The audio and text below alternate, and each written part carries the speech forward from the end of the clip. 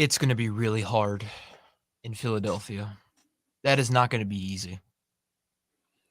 Oh, no. No. You didn't send out a Florida Sports Network tweet, did you?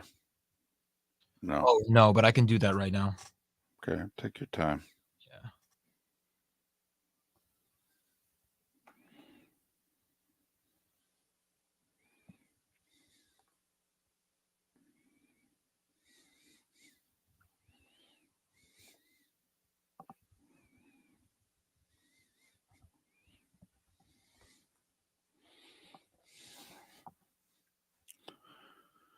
One minute.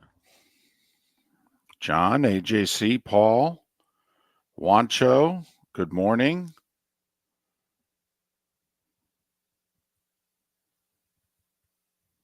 Mark is not here this morning, but we have to have his camera on so that I can hear Felipe. It's a strange technical situation. Just bear with us. This is how the Florida Sports Network rolls. Good morning, Spitz.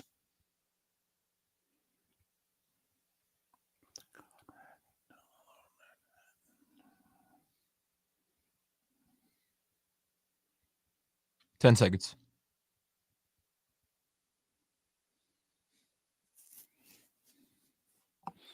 Baby Jules, Ambient, what's up?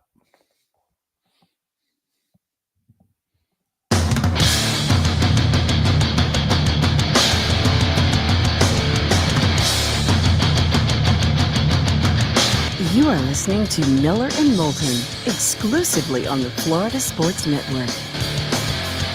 And now here's Mark Miller and David Moulton. Top of the morning to you. Mark is off today. Felipe pinch hitting in his place. Man, do we have a lot to sink our teeth into. But first, how the heck are you? Miller and Moulton, the Florida Sports Network, floridasportsnetwork.com. Thanks for joining us. Hope you had a great weekend. Felipe, I know this is your quick, short turnaround day. Your Monday is my Tuesday. How you holding up? I am doing well. I mean, the hat speaks for itself. The Marlins are in the playoffs. This is keeping me alive. Sleep deprivation and everything. It doesn't matter. This is keeping me alive. You're 23. I hope there's a little more on your plate than the Marlins, but I totally understand since you're working on about 3 hours sleep and you're having to man everything back at the compound all by yourself. And ladies and gentlemen, if you watch us on Twitch, okay, you'll understand, all right, how Felipe back at the studio today is going to be a lot like Kevin Costner on the tee in that golf movie when he's got the shanks and the funky hat on and all that. Yeah, it's whew. But I was wondering where you were going to be this morning. Were you going to be Marlins or were you going to be Dolphins? I'm forgetting that they even played yesterday. I mean, I don't know Well, what you're talking about. What? well, that's a rumor that they played. The Bills played. Okay, the Bills played. All right. The Bills showed up and they stayed. The Dolphins, they kind of showed up. They showed up at the party and they stayed for the apps. Okay. And then the minute that they're like, hey, the food's going to be served, they're like, no, no, no, we've got somewhere else we have to be. We just wanted to stop by and see you. You stay. You have a great time. We're going to leave. I'm glad Mark isn't here right now because I was very wrong. He told me to pump the brakes on the Dolphins defense, and that I should have. Yes. Rough day of the Yes. office. I do have a question for the Dolphins defensive coordinator. See, they have an elite receiver, and you have a number one cornerback. Did it ever occur to you while the elite receiver was torching your young, not number one cornerback that you would put your, wait for it, number one cornerback on their elite receiver? Did that thought enter your mind? You are the highest paid defensive coordinator in the league. Okay. I mean, I have to admit, pure amateurs sitting at home on the couch were thinking it. I thought maybe you. At what point did Diggs have to catch another pass and or Josh Allen throw another touchdown for you to go, I might want to put Howard on him. No, Or Holland, mind you. it just. But Josh Allen was amazing, a perfect quarterback rating, and needless to say, that's the team I picked to win the Super Bowl right there. That's the team, and the division still goes through Buffalo. The Bills made sure to make that point yesterday. You guys had a cute little month, okay, but that was the first game in October. It's officially fall. It just, it's a little different now. And so the Bills reminding the Dolphins that, yeah, That's mhm. now 10 of the last 11 times they've faced off against each other that the Bills have won. Well, and not only that, the one win was last year when the Bills had the ball 43 minutes and outgained them by 300 yards. And it was a bit of a fluky win. I mean, the Bills completely outplayed them and lost. I mean, it's like, somehow, some way going in the ring and punching yourself to a defeat. I mean, it was very strange. So, yeah, there's no doubt. If for the Bills fans that are out there, though, particularly if they're of a certain age, and Felipe, you wouldn't recall this. I don't even know if your dad would. All right, if your grandparents were, Doll fans, in the 70s and into the 80s, the Bills couldn't beat the Dolphins.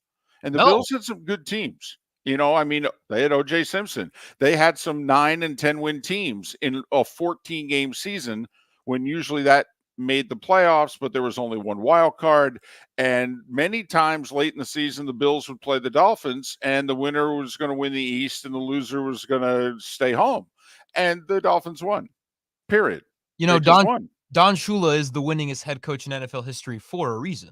Yes, and the Buffalo Bills can attest to it because he owned them. He absolutely owned them. And believe me, a Bills fan will tell you it was fitting that Shula's last game as head coach was a playoff loss to the Bills because they're like, this is one of the very few times we've beat this guy in the last 25 years. So, yes, the Dolphins brought back down to earth. How about the Tampa Bay Bucks? How about the Tampa Bay Bucks just going into New Orleans going, you want a rock fight? Let's go. No, let's do it. No. You want to fight? You want nasty? You want intense? Fine. And you know what? Our quarterback's better than yours. I know he's banged up. I don't care. It's the NFL. There's no excuses. He's got a helmet and shoulder pads on. I don't want to hear it. And by the way, that's how much Dennis Allen hates Jameis Winston. He would not, with the way Carr looked yesterday, he would not play Jameis. I mean, that's how much he hates Jameis Winston.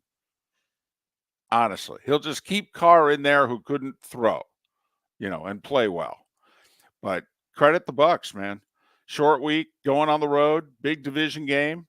And right now, the NFC South goes through the two-time defending NFC South champion, Tampa Bay Bucks. How about that? Say it out loud. The NFC goes through Baker Mayfield. Well, the South now. South, my bad. NFC South goes. Yes, very important distinction. Yeah. Yes, that the NFC South in comparison to the rest of the NFC is kind of like that conference that you know what the NFC South is what you're thinking. Well, I'm thinking more like the AAC. Okay, in which they consider themselves part of the power group, and the power group looks at them and goes, yeah, we got San Francisco, we got Philadelphia, we got Dallas, we got Detroit. I don't think so, but that's cute. No. We'll get you a spot in the playoff. We will. We'll save one spot for you if you can make it. But let's not get a little crazy there. But yes, Felipe is in his, and this is the look the Marlins went with when they moved to the new stadium 12 years ago, right? In 2012. This is the powder blue Marlins hat with the orange rim. A lot of fluorescent colors in this era of the Marlins. Yes. Now they've kind of just simplified the whole red, white, and blue look. But, I mean, it's been rough, okay? No. These colors don't represent necessarily a great time to be a Marlins fan. But you are wearing them loudly and proudly, and you should, for just, if you count the pandemic season. I mean, they did win a playoff series. I count it. Hey, Major League Baseball set the rules. The Marlins played by them. They made the playoffs. They won a playoff series. They won a best of 3. Hey, if you said to a Marlins fan right now, I'll give you a best of 3 playoff series win and then you get swept in the next round, would you take it? Oh, I was ecstatic when it happened. Of course, the answer is yes. Okay. And so that would be beating the Phillies and then getting swept by the Braves. And you would take that because you would go, we swept the Braves when it mattered. If we didn't sweep them in mid-September, we wouldn't have made the playoffs. So, okay, it's fair. That'll work. So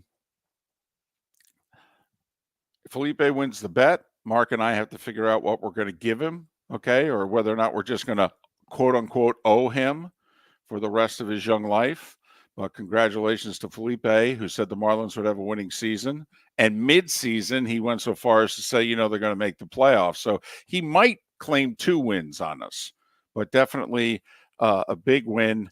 And the Dolphins and Bucks are both 3-1. Jacksonville rebounds over. How many watched yesterday? 9:30 streaming, Toy Story. Anybody watch? Have I to did. admit, And did you? it was not great. The Toy Story broadcast, I should say. So it didn't work for you. Don't let social media deceive you. It was very glitchy and very awkward a lot of the time.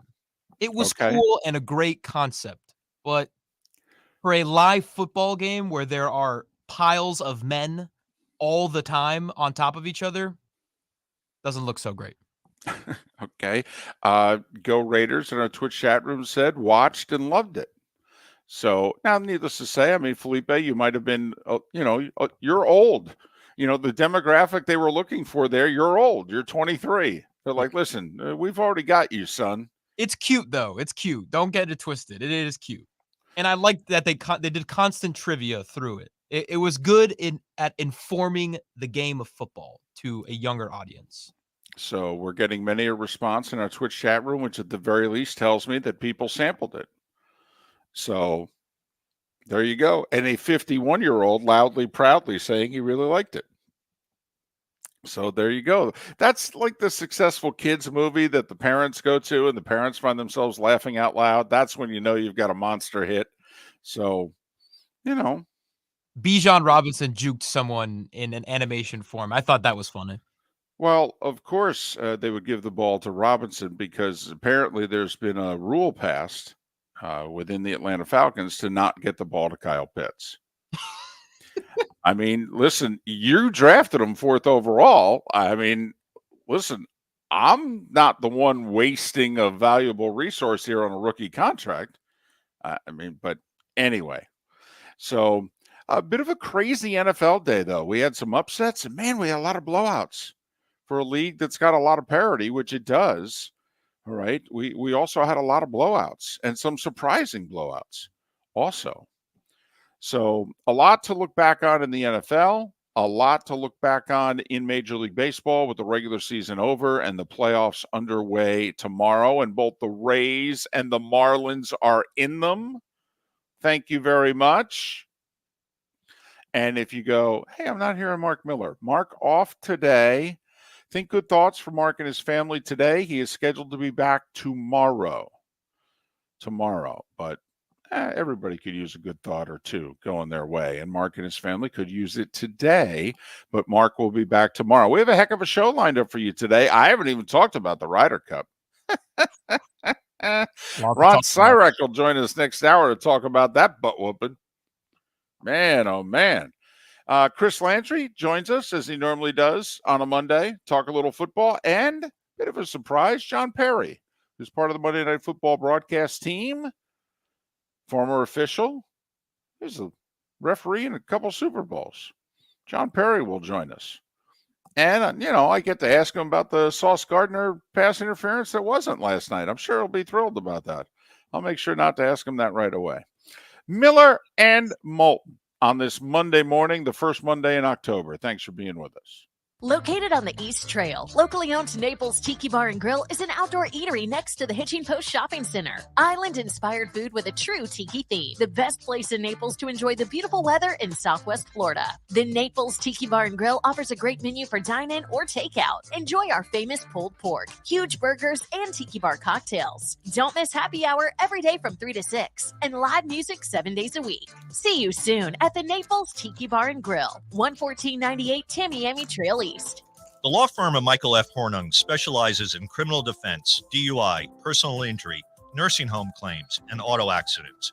I'm a former prosecutor with over 34 years of experience. The information I know is information you need to know. If you've been arrested for a DUI, time is of the essence to maintain your driving privileges. Call the law firm of Michael F. Hornung for a free consultation. At the law firm of Michael F. Hornung, we are committed to excellence in your representation. Being a local attorney with local knowledge is clutch to the success of your case. For over 30 years, we have successfully represented the citizens of Southwest Florida. For a free consultation, call 239-437-0095. That's 239-437-0095. Our offices are conveniently located in Fort Myers. Visit online at mfh-law.com. Hello, friends and family of Southwest Florida. Are you looking to tap into the electric vehicle market? Well, look no further, because we here at Southwest Florida Golf Carts have just what you need. E-bikes, golf carts, LSVs, scooters, and more. Come down and talk with one of our experienced sales reps, have a soda and a smile, and you could be cruising the streets in your new EV today. Stop by the store or visit our website at flgolfcarts.com and enter for a chance to win $100 off your next purchase by answering John's monthly sports question. You are listening to Miller and Moulton on the Florida Sports Network.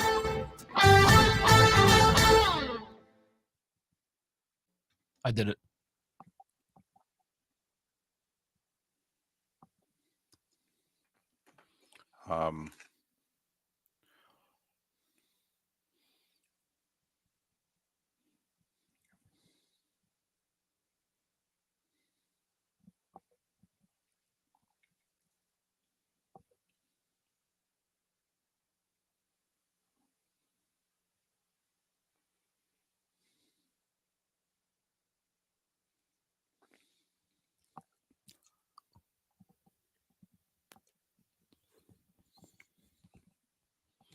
So did Rahm. So did Rory. So did Hovland. We could list about 8 Euros. Will we talk about what Ricky Fowler did with Ron Sirak? Mm-hmm. Okay, just because I'm very curious to see what he has to say about that. I know it honked off a lot of people.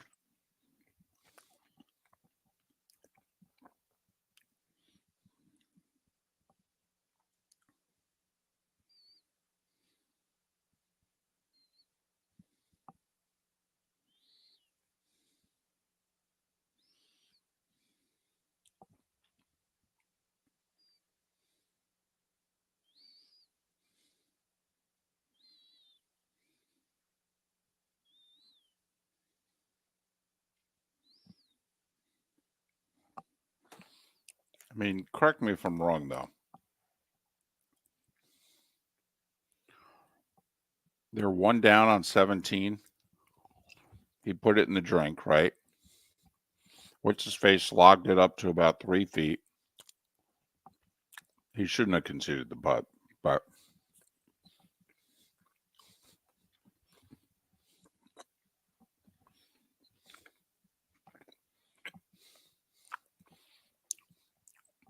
People just think it's soft that you wave the white flag when you still technically have a chance. well, yeah. Plus, also, I mean, make them put it out. It's not a tap in. And then it was 2.5 feet, 3 feet. I mean, And the putt to win the Ryder Cup is a famous putt. I mean, it's, correct. you can say that you did that. Oh no, he just gave it to me. Like, Well, DC, if you're Fleetwood, you take it. You're just getting the point. It's over. You take it. You don't go, no. This isn't a friendly little, match where, I'm giving you that for 79 and you go, no, no, no, no, no. I want to make it. I want to earn this.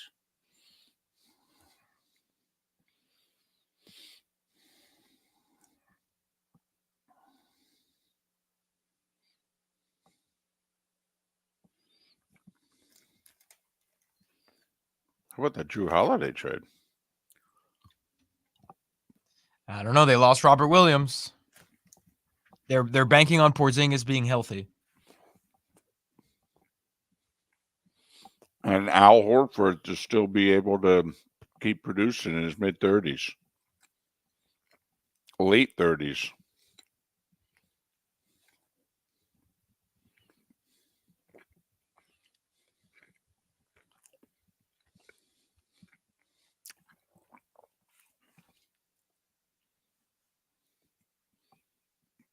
Okay, Lee, I thought we just switched it. You should be able to hear us now.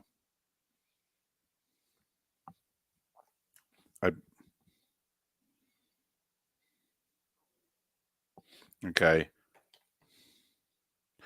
You should be hearing local commercials. We're coming back in a minute. If you're listening on the app, let me know what you're hearing.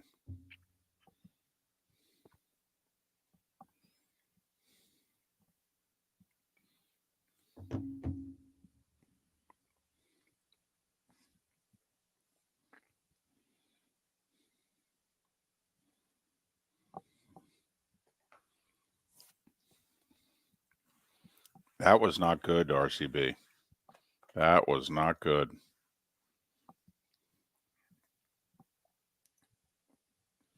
Here we go.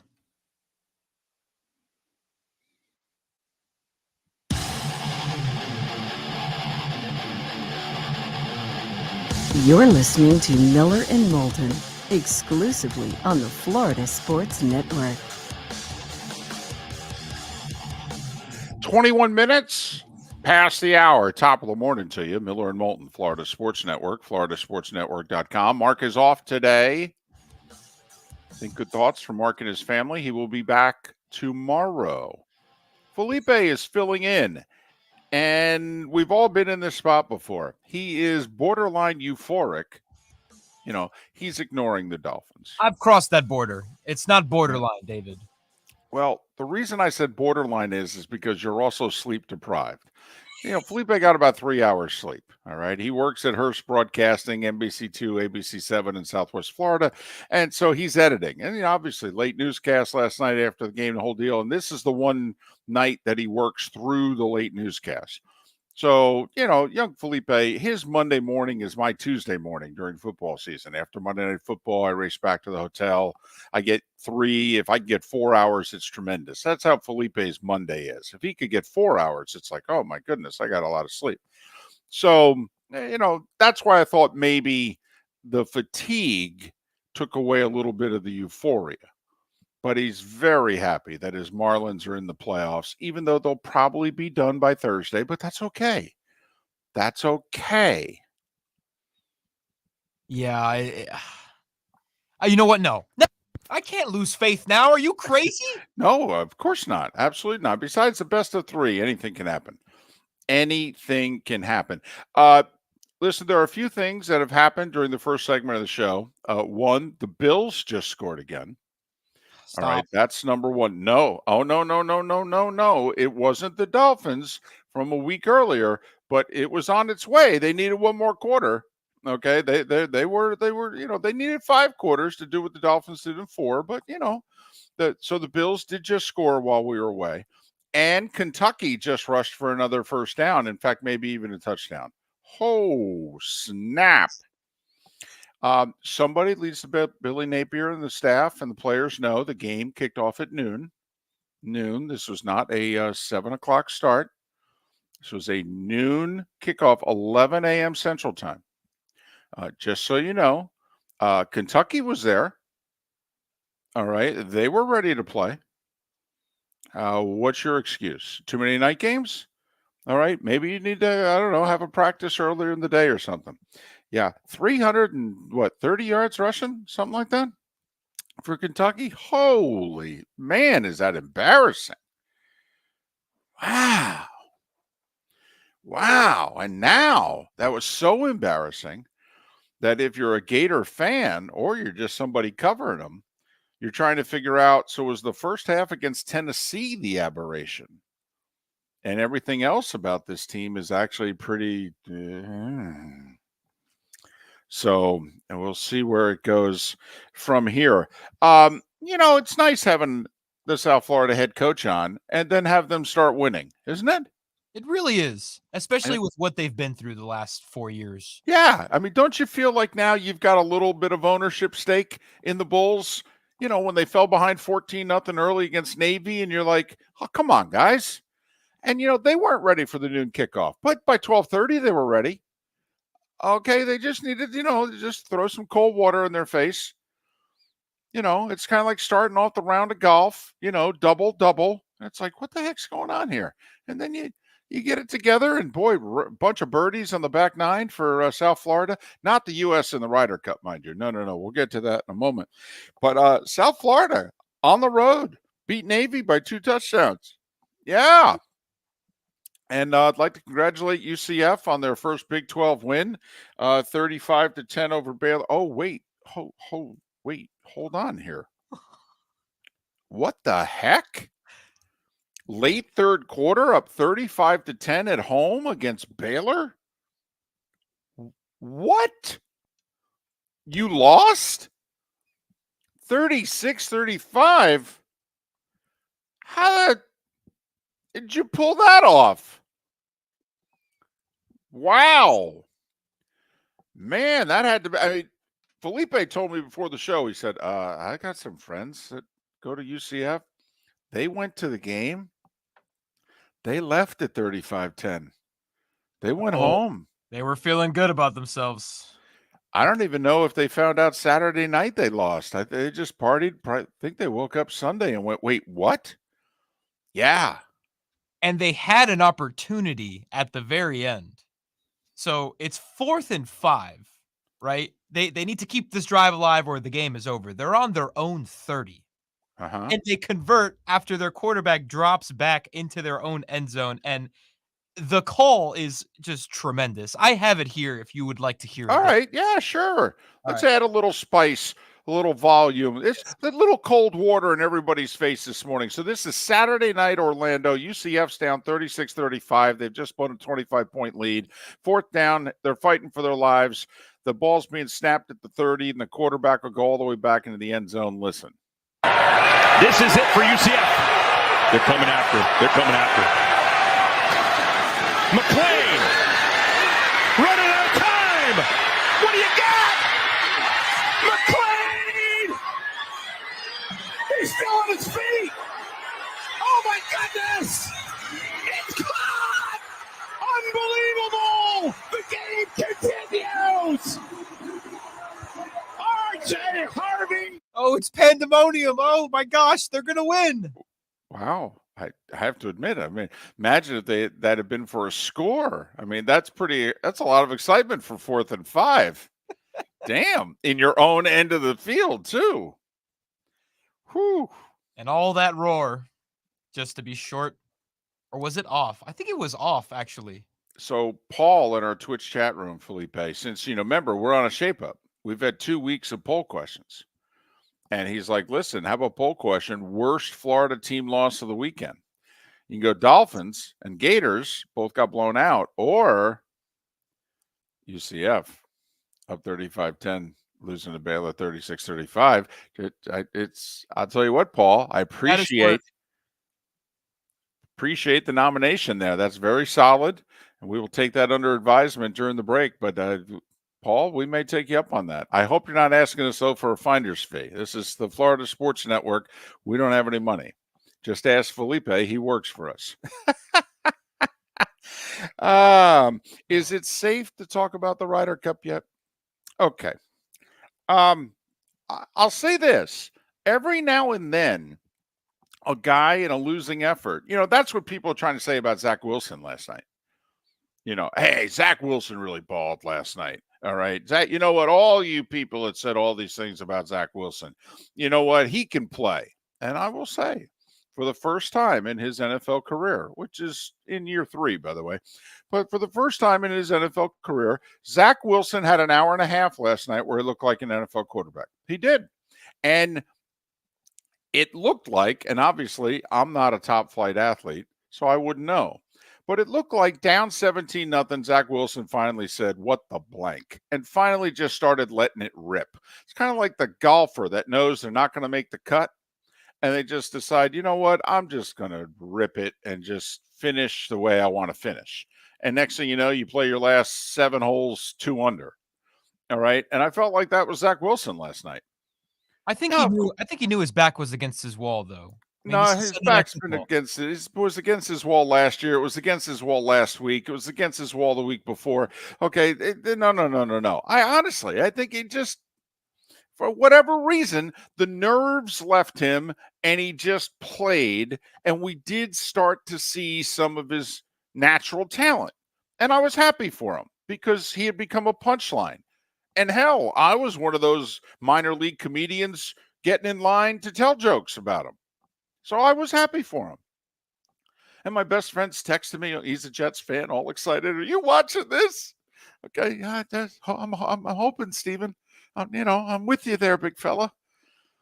But I mean, at the end of the day, he's Zach Wilson, and they're the Jets, and although, boy, did the Chiefs get bailed out on that call. Holy mackerel.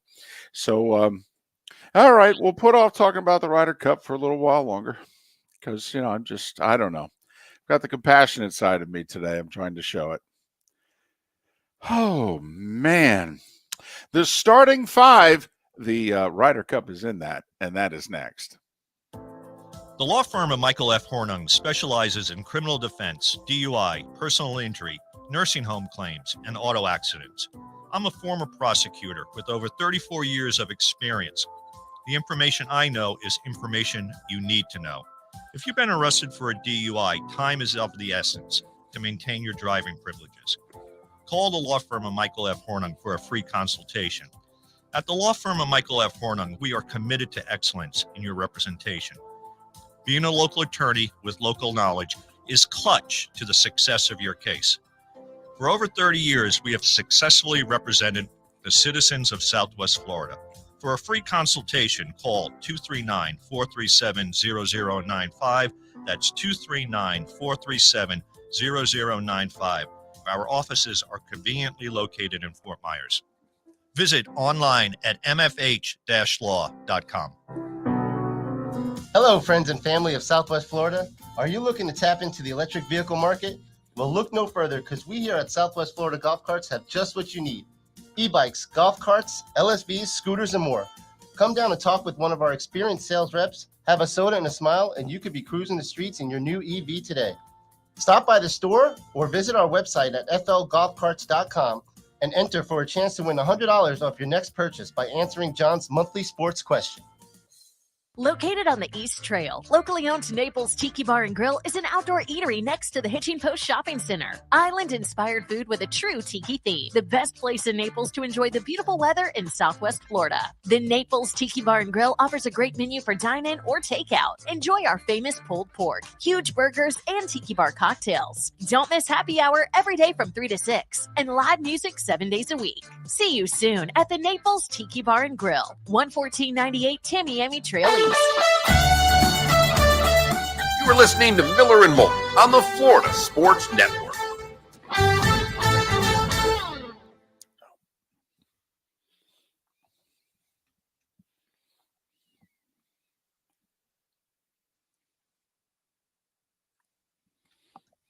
Yeah, if Zach Wilson didn't perform well, that I feel like he would have been replaced tomorrow or today. I don't know. They're not being very aggressive in finding a suitable replacement candidate, but so can you do the poll question? Yeah. Worst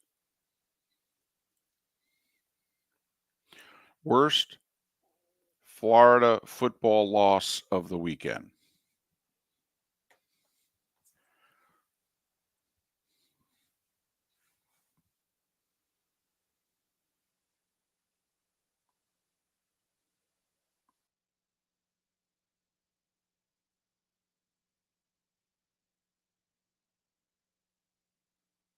Oh, no.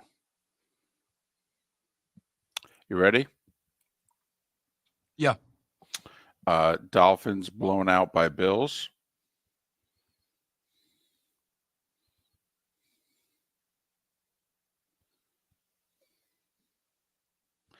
Gators. Mauled by Kentucky. Mauled.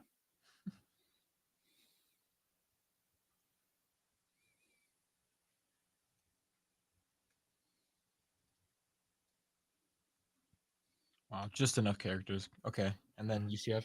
UCF up 25, comma, lose 36-35.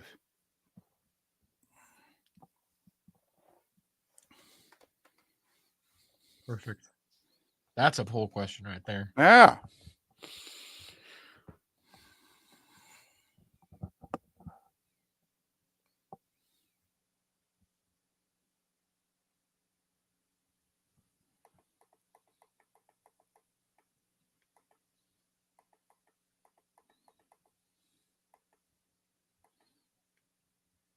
Okay, I'm glad Paul let us off the hook for the finder's fee. That's good. Thank you, Paul. Appreciate that. Okay. Big fella. By the way, I'm trying to figure out how much the Snickers bar just cost me. You know, it was one of those hotel room Snickers. I'm guessing. $5? No, I'm guessing $7. It's a Conrad. Okay, no, I'm guessing this is $7. Is that the same hotel that we thought you almost died in last year? No, that was the W in Hoboken. Oh my gosh, that was horrifying. Well, it wasn't good for me either. I had an intestinal infection and had to go to the emergency room after the show. But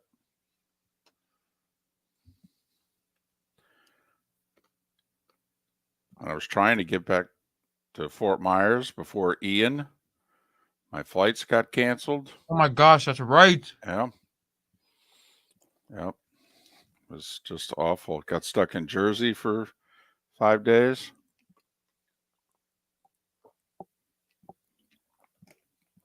Didn't get back to Fort Myers for 3 weeks.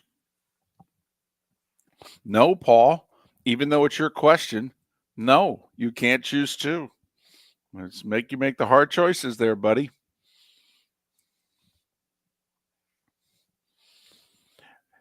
Brandon Staley. Did anybody see what he did yesterday? 4 minutes to go, up 7 against a rookie quarterback for the Raiders. He's got 4th and 1 on his own 40, and he goes for it. Gets stuffed again. At that moment, I was so hoping that the Raiders would drive down, score, go for 2, and win. Honestly. So that he could be fired. On the field. Yes. Yes. He just does nothing for that team. He is killing them. Killing them. The job as a head coach is literally to give your team a better chance to win. That's your job. And I'm a little surprised Washington didn't go for 2. I saw it live. Are you? Oh, absolutely. Absolutely. I love Sam Howell. He is a dog. Oh, man. I wanted the Eagles to lose so bad.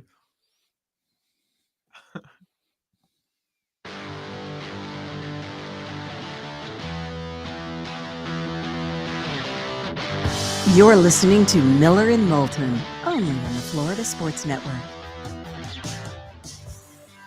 22 minutes before the hour. Ron Sirak will join us 1 hour from now to talk about, wait for it, the Ryder Cup. Oh, boy. Chris Landry, John Parry from ABC's Monday Night Football. They will join us in our 8 o'clock hour. Mark is off today. Just keep him and his family in your thoughts today. Mark will be back tomorrow. And Felipe, with his Marlins hat, his very colorful, okay, predominantly sky blue, okay, with the M logo on the front and his orange bill to the cap. That is his Marlins garb today. And he's got the stash going. He looks, quite frankly, he looks like a middle reliever. Like he's going to come in the 7th in a tight spot later this week against the Phillies. He does. Well, if you lose me, you can find me in this hat because it's a very bright blue. Right. With a very orange bill. So right. Hey, is that him? Yeah, it's the guy with that big eating grin on his face right there. Yeah, he's a Marlins fan. He's exhausted. He needs a few hours sleep, but that's him right there. Well, let's do this. It is time for The Starting Five. 5 stories you need to know. It's the Starting Five on Miller and Moulton. Here's number 1. Well, I'll tell you what I'm going to do. I'm actually going to cheat. Okay. We used Paul and his idea for a poll question, all right, which is worst Florida football loss of the weekend. Dolphins blown out by the Bills, Gators mauled by Kentucky, or UCF up 25, losing 36-35 to Baylor. By the way, up 25 late third quarter, too, at home. Damn. So that's our poll question. You know, I normally say at that Mark Miller, but trust me, he's not paying attention right now. So it's at Florida Sports Network and floridasportsnetwork.com, and I will retweet it at some point after the starting 5 is done. We'll start with the NFL. How about them Tampa Bay Bucks? That's your first place, Tampa Bay Bucks. Thank you very much. They went on the road. Baker Mayfield with 3 touchdown passes, and he got drilled on damn near all 3. Well, 2 of the 3 anyway. Derek Carr held to just 127 yards passing. Saints held to under 200 total yards offense. That's your 3-1 Bucks 26 and your New Orleans Saints 9. We'll say it again. That's your first place Tampa Bay Bucks, ladies and gentlemen. The Dolphins are technically tied for first, but boy, they don't feel like it after yesterday. Wait, hold on. This just in, late breaking bulletin. Josh Allen has scored another touchdown. Bills 48, Dolphins 20. And this game was 14-all early second quarter. Man, Josh Allen was magnificent yesterday. That guy wins them at least one Super Bowl. That team yesterday wins at least one Super Bowl. They suffered a big loss, however. Their best cornerback, Tre'Davious White, blew out his Achilles late third quarter, and needless to say, he'll be done for the year. That is a major loss. Wonder if they'll have to, between now and Halloween, the trade deadline, if they'll have to make a deal. Think about the receivers and the quarterbacks that you're going to have to go through in the AFC. Jacksonville went to London. They're home away from home. Led 17-0 at the half. Beat Atlanta 23-7. Worst loss. UCF at home against Baylor. The Bears at home against the Broncos. Holy mackerel. Up 28-7. Late third, too. Not first drive of the third quarter. No, like 4 minutes ago, third quarter. They scored 28-7. Russell Wilson and the 0-3 Broncos come all the way back and win in regulation. They don't even need overtime. 31-28. David, they're saying it was the moment that Sean Payton cut his sleeves off of his hoodie that they won. That was the moment that everything changed for the Broncos. Really? It was too hot outside, so he had his assistant coach come with a pair of scissors and cut off his long-sleeved shirt. We're giving Sean Payton credit for this? Okay. What about the 0-3 starting down 28-7? Does he get any of that as well? Each team scored a defensive touchdown. Bryce Young looked like he shouldn't have been put back in the lineup. And Minnesota beat Carolina for their first win of the year, 21-13. Cousins and Jefferson hooked up twice. Lamar scored 4 touchdowns, and Deshaun Watson didn't play for Cleveland. So you can pretty much figure out how this game went. Ravens 28-3 over the Browns. That's your first place Baltimore Ravens, by the way. All they do is, as long as Lamar's healthy, what do, ladies and gentlemen? They win. This year is not last year. Ask the Cincinnati Bengals.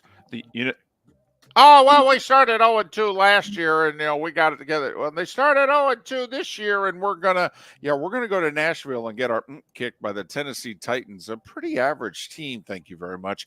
27-3. Derrick Henry, 122 yards rushing and a touchdown, and he threw a touchdown. The old jump pass. Yeah, little Bronco Nagurski action. for the big fella. Why do I sound like Raftery all of a sudden? I don't know. Man, Pittsburgh goes to Houston. Texans hadn't won a home game in almost 2 years, literally. And the Texans also, they were missing both tackles, and yet the Steelers defense had no sacks. What the heck? Houston 30, Pittsburgh 6. Pickett gets hurt late third quarter, a knee injury. They don't know the extent of it. Trubisky had to finish things up. Okay, so you're Washington, and you're trailing Philadelphia 31-24, final play of the game from the 10-yard line. And you throw a touchdown to make it 31-30. Do you go for 2 on the road in the win, or do you kick the extra point and go to overtime? Now, you have moved the ball on the Eagles all day. And what if I even told you you're going to get the ball first in overtime? What do you do? Go for 2 in the win on the road, or kick the extra point and go to overtime against the better team? They kicked the extra point, went to overtime, lost on a 54-yard Jake Elliott field goal in overtime, 34-31. I thought he was Riverboat Gambler Ron. What happened to that guy? He stayed in Carolina? Because that guy was not on the sidelines for Washington yesterday. Riverboat Gambler. That's what he was. That's what Riverboat Ron. Ron was this Brandon Staley. Okay, I'm going to get to that right now. So the Chargers are up 7 with 4 minutes to go. They got 4th and 1 on their own 40. The Raiders have a rookie quarterback. Garoppolo can't play because of the concussion. So what do the Chargers do? Well, of course, you punt and you play defense, right? No, he goes for it. 4th and 1 on his own 40. He gets stuffed. And so the Raiders now are 40 yards away. And I am now at that moment praying that the Raiders score, go for 2, convert, and win. Because I want Staley fired before the game is over. Chargers held off the Raiders 24-17. Worst loss of Belichick's head coaching career, Cleveland and New England. Dallas beat him by 5 touchdowns, 38-3. He benched Mac Jones in the third quarter. I mean, it doesn't matter if Mac's got no weapons at all, but it's Mac's fault. The Niners have won 14 straight regular season games, going back to last year. That sounds impressive to me. I don't know about you. Christian McCaffrey with 4 touchdowns. Hope you have him on your fantasy team. 35-16 over Arizona. The Rams blew a 23-0 lead, but scored in overtime to beat the Colts 29-23. And last night, if you watched, I don't know if you heard, Taylor Swift was at the Chiefs-Jets game. Anybody know that? David, I'm done with this. Okay, I see. Wow. I see and hear about Taylor Swift these days more than I see and hear from my parents. Felipe, listen, I understand. I know why you're upset. You have 2 full-time jobs, and you have probably spent more time watching Taylor Swift in the last week and a half than you have with your girlfriend. Yes, I've spent more time with Taylor Swift than my girlfriend. And so I can understand why that's causing problems for you and your long-term relationship here. But, Felipe, it was 17-0 Chiefs. We had 2 choices. Talk about Zach Wilson and the Jets or talk about Taylor Swift. And I was voting with America for more Taylor Swift. I was. Chiefs beat the Jets. They ran for over 200 yards, by the way. That got lost. Controversial pass interference negated a Mahomes interception with 4 minutes to go. Might have given the Jets a chance to tie or win the game. 23-20 Chiefs. Mahomes scrambled for a first down with under 2 minutes to go and slid down at the 2-yard line because they could run out the clock from there. See, the spread on the game was 9. If he scores, they're up 30-20, see? So there were a few people, even though it was a very smart football play, there are a few people not happy with the heads-up play by Mahomes. You know who was happy? Taylor Swift. Anyway, baseball, Marlins lost, but they had clinched a playoff spot on Saturday. They're the 5 seed, 84 wins, by the way. 2 teams in the National League made the playoffs with 84 wins. That's not good. Okay, but the Marlins are one of them. They're the 5 seed, believe it or not, not even the 6. And so because of it, they'll play the Phillies. That's a bad break. The Phillies beat the Mets yesterday. Mets fired Buck Showalter before the game. Okay, blame the whole season on him. Well, no, they got a new guy coming in to take charge of the organization. He wants to, his people. Rays ended the season with a win. Their 99th win of the year. And they didn't win the division. 99 wins, not enough in the East. Tampa Bay's the 4 seed, and they're going to play Texas because Texas lost to Seattle, which allowed Houston to steal the West.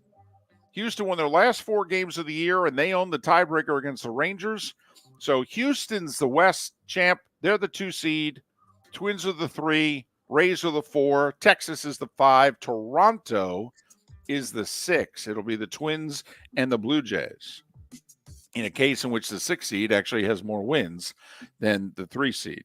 The Braves ended up with 104 wins, and they tied the Twins record with 307 home runs in the season. Tim Wakefield passed away yesterday at the age of 57. Very sad. His wife's also battling a serious form of cancer. Orioles finished with 101 wins. Dodgers finished with 100 wins. Joey Votto got ejected in likely his last game with the Reds. Miguel Cabrera and Terry Francona ended their careers yesterday playing against one another. The Rays, Yandy Diaz didn't play yesterday and won the batting title because Corey Seager had to play for Texas and went 0 for 4. So Yandy, first Ray to win a batting title, and Luis Arraez won the batting title. So how about that? Rays and Marlins both make the playoffs and both have guys win the batting title. Back-to-back batting titles for Luis Arraez. First player in MLB history to do it in back-to-back years in each league. That's right. He did it with the Twins last year. Hey, I don't know if you heard, but Europe won the Ryder Cup convincingly, 16.5 to 11.5. And trust me, it wasn't that close.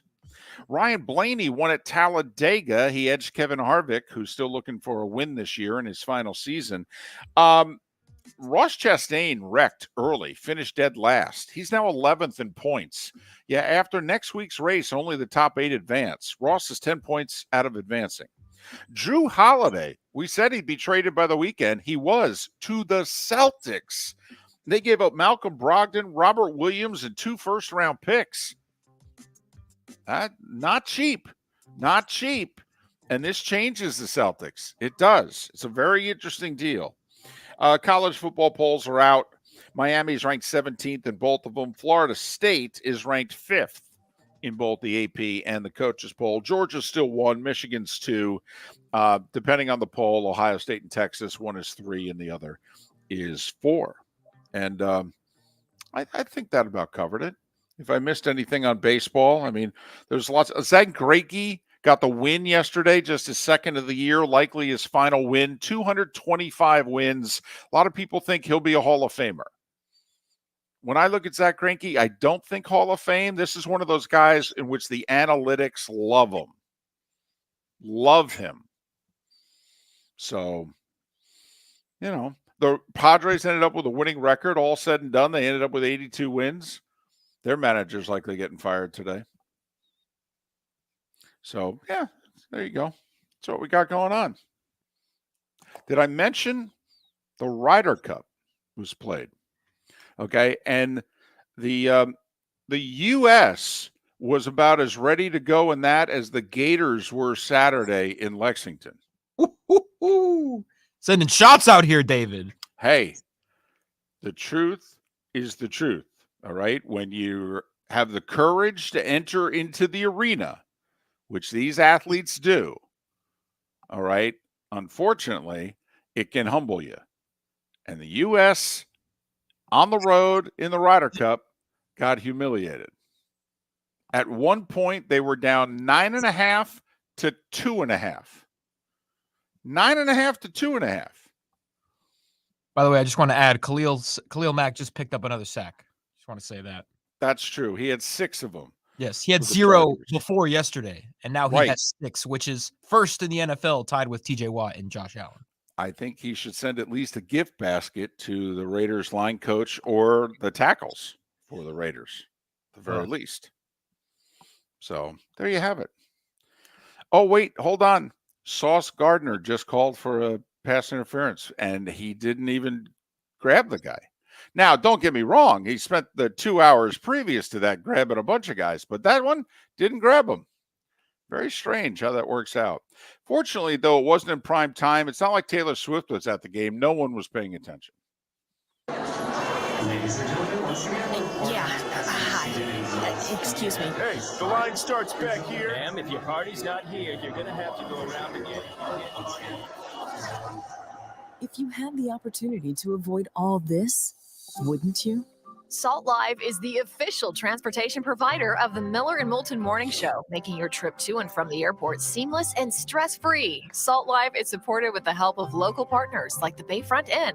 Gather your family and friends and enjoy a leisurely day on the water with a pontoon or deck boat. If you prefer to explore the waterways without a motor, the Bayfront has canoes, standboards, and kayaks. At the end of your journey, enjoy lunch or dinner at the Bamboo Tropical Bar and Grill. The Bayfront Inn, something for everyone on 5th Avenue in downtown Naples. BayfrontInNaples.com. When you need a ride, book with Salt Live Transportation, 308-8686, or book on saltlivetransportation.com. Visit Jason and Todd at the Diamond District. 20 years ago, Jason and I had the idea for a jewelry store like no other, with a vast selection of certified diamonds priced 8 to 12% over cost. A team of individuals who are educated, driven, and believe in cultivating relationships. Today, we have become one of the largest independent jewelry stores in the country. Todd and I love what we do and are in the store nearly every day, along with our GIA gemologists, master jewelers, custom designers, and non-commissioned diamond consultants, all of which we consider family. As direct diamond importers, we travel the world, forging relationships and sourcing diamonds. What we love most about our business is that we can call Southwest Florida our home. If selection, value, and comfort are important to you, give the Diamond District an opportunity. You won't find a better diamond buying experience. Todd and I look forward to shaking your hand and welcoming you to our Diamond District family. At the Diamond District. The law firm of Michael F. Hornung specializes in criminal defense, DUI, personal injury, nursing home claims, and auto accidents. I'm a former prosecutor with over 34 years of experience. The information I know is information you need to know. If you've been arrested for a DUI, time is of the essence to maintain your driving privileges. Call the law firm of Michael F. Hornung for a free consultation. At the law firm of Michael F. Hornung, we are committed to excellence in your representation. Being a local attorney with local knowledge is clutch to the success of your case. For over 30 years, we have successfully represented the citizens of Southwest Florida. For a free consultation, call 239-437-0095. That's 239-437-0095. Our offices are conveniently located in Fort Myers. Visit online at mfh-law.com. You are listening to Miller and Moulton on the Florida Sports Network.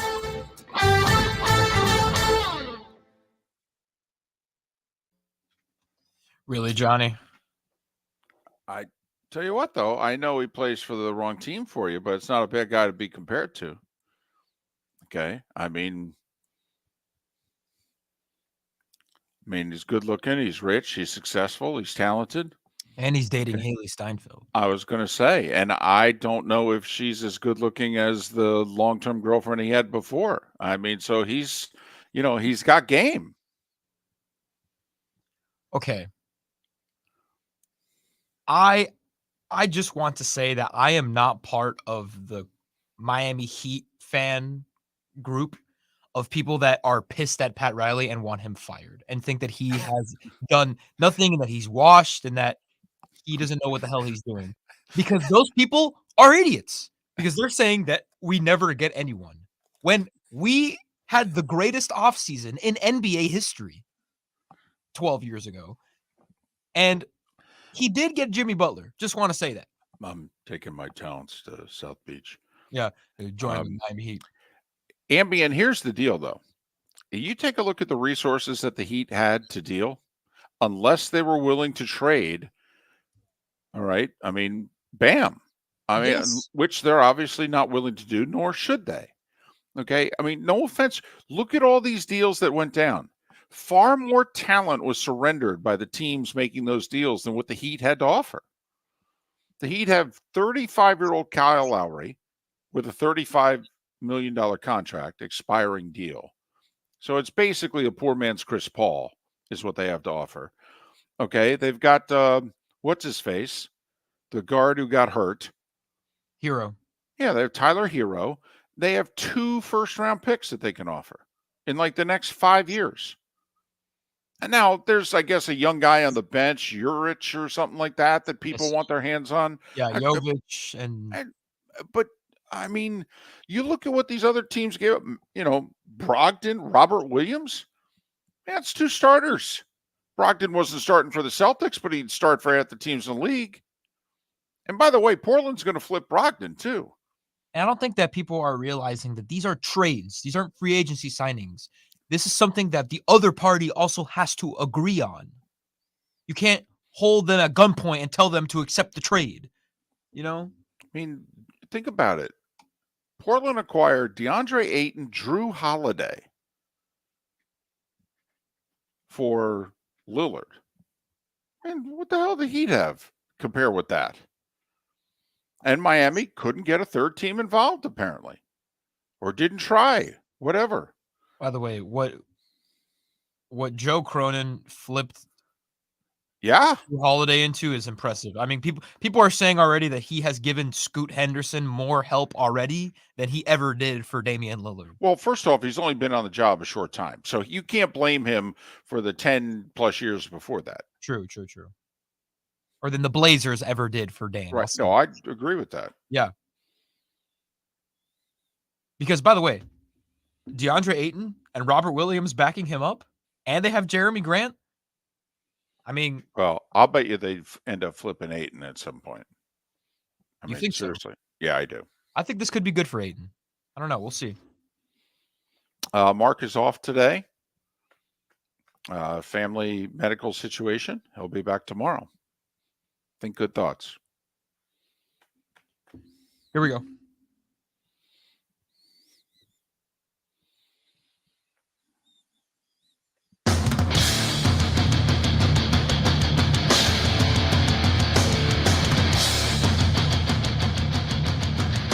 You are listening to Miller and Moulton, exclusively on the Florida Sports Network. And now, here's Mark Miller and David Moulton. Top of the morning to you. I hope you had a great weekend. It is the first Monday of October. Thanks so much for being with us. Mark is off today. He will be back tomorrow. Felipe in his place, sleep deprived but fired up, wearing his Marlins garb. That's right. That's your playoff bound Miami Marlins. Listen, if you didn't believe in this is the year of Florida and South Florida, this would have to cement it, right? I mean, we can go all the way back to mid-March. I mean, all the things that have transpired, and what'd you think? Well, the Marlins will certainly end that. I mean, come on now. It's been a year full of surprises. I don't know if this is more surprising than the Panthers making the Stanley Cup final, but it's still surprising nonetheless. If we didn't have such a good, solid poll question already lined up and ready to go, that's actually a quality poll question, which we may use tomorrow. But our poll question today is, and by the way, thanks to Paul in our Twitch chat room, who, offered it up earlier in the show. He said, hey, worst Florida football loss of the weekend. And there's a few to choose from. Dolphins. Wait, hold on a second.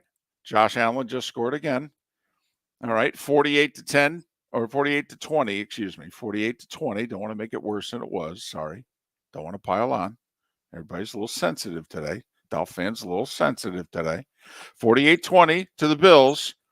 Okay, but hey, just the day before, the Gators got absolutely steamrolled. And this just in, Kentucky's run for another 9 yards and a first down. Oh, man. What, they have like 360 yards rushing? Something stupid like that? And they humiliated the Gators. It was far worse than the final at 33-14. Believe me, the Gators are never in this game. And but then Saturday night, many of you had moved on to other things. Maybe you're watching the Marlins clinch a playoff spot. I don't know, but UCF's up 35-10 at home in their Big 12 opener against Baylor. Remember, sold out crowd, party, 35-10. It's late third quarter. This sucker's over. Students are leaving early to hit the bar scene. Baylor comes all the way back. They get a scoop and a score with 6 minutes to go to cut it to 2 and kick a field goal, and 36-35. UCF blows a 25-point lead late third at home. Oh, man. Okay. Almost. You can see why the Tampa Bay Buccaneers are fighting for attention today. They're like, hello. We went to New Orleans and spanked the Saints. Hello. We hate them, They hate us. Okay. There's no excuses when we play. We had a short week. Their quarterback was banged up. I don't want to hear it. Maybe you should have played Jameis. Hello. Baker with 3 touchdown passes, 26-9, Tampa Bay. That's your first place Tampa Bay Bucks, by the way. Think about what we got going on in this state. You could even say it started in early January when the Jags completed that run to make the playoffs and win a playoff game, including coming back from 4 scores down against the Chargers. I mean, this has been a just crazy, successful Florida sports year so far. Wow. There's not many times where we've felt the way that we have felt after this weekend, because the results of this weekend was tough. I mean, that was a bad loss for the Dolphins.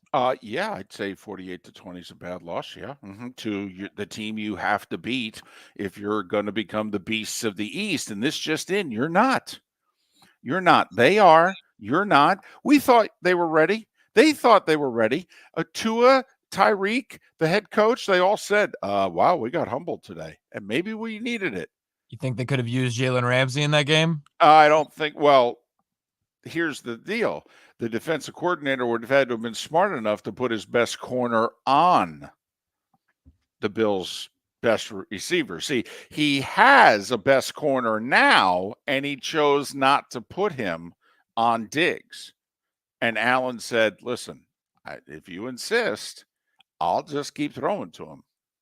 Yeah, Cater Kodu's ankles are still on the field right now, actually. Well, he shouldn't have been guarding him. So that's kind of, that's the football part of the weekend. Also the baseball part. I mean, the Rays, 99 wins, and yet they don't win the East. Hats off to the Orioles.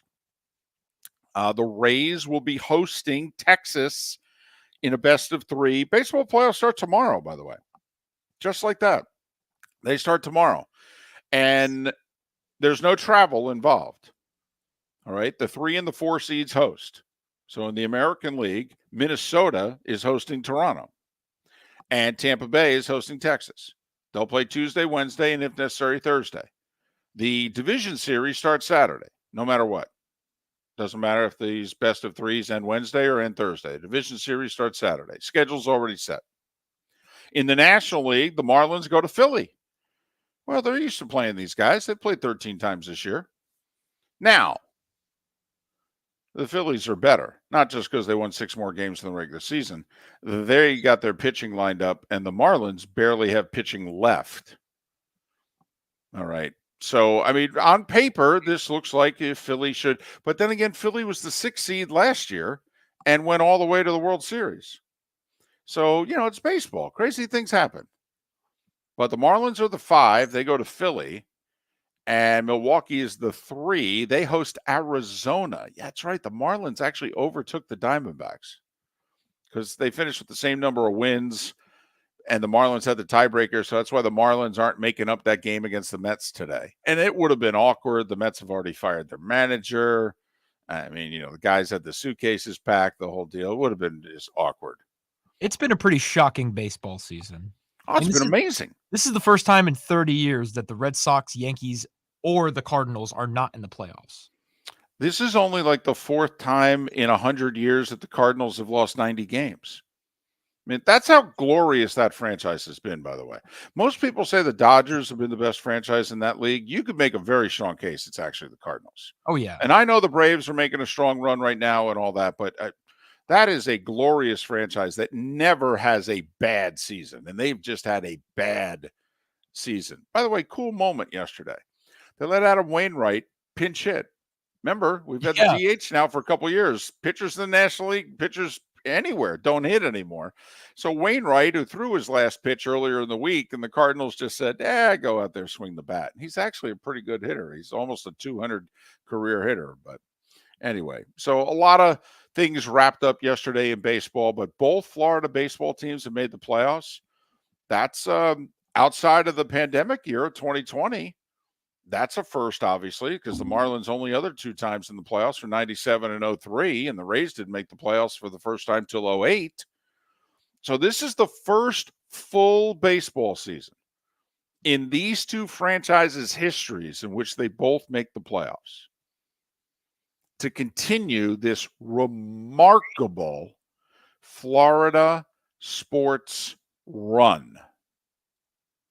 And we say it started in mid-March with the Miami Hurricanes and FAU Owls going to the men's Final Four and the Miami Hurricanes women going to the Elite Eight. But you could make the case it actually started in January when the Jags came from behind, beat Tennessee to win the division, then came from a 4-touchdown deficit to beat the Chargers in a playoff game. I mean, if you want to go just, crazy, but if you just want to keep it to like south of I-4, it's nuts what's going on right now. Think about it. Panthers go to the finals. Heat go to the finals. Both baseball teams make the playoffs. Tampa Bay and Miami are both in first place, albeit Miami tied for first. Tough to feel like you're a first-place team today, right? When the team you're tied with just beat you by 4 touchdowns. Oof. Oh, wait. I'm sorry. Hold on. Josh Allen just completed a pass to Diggs. Is this going to be all day? Hey, I'm sorry. We did it for 3 days last week when the Dolphins scored 70 points. I mean, I think the Bills are at least worthy of a show. Come on now. We were talking about the Dolphins like they were going to become the 99 Rams. The new, even Kurt Warner said they kind of remind me of us. Come on, with the glory. Okay, you got to live with this. Look, this just in, Josh Allen is incredible. And their defense is incredible. So, well, after the first quarter, for whatever reason, Buffalo's defense figured it out. Vic Fangio hasn't figured out enough yet so far as Dolphins defense coordinator. By the way, was Chubb at the game? Was Bradley Chubb anywhere to be found yesterday? There's a few guys they're paying some money to who have been very quiet on that side of the ball this year. I don't know if that's the new system and they're getting used to it. I don't know if they're just not playing worth a darn. I don't know. But they got to pick it up. I know that. And another reason, Felipe, why I keep mentioning this is I'm also punishing myself. See, I picked the Dolphins, and I should have known better. I should have, okay, because I'm a trends guy. Okay, I don't pick a team until they prove it guy. Why did I pick Europe in the Ryder Cup? Why? Because it was in Rome. Thank you. Because it was on the road. And do you know what our track record is?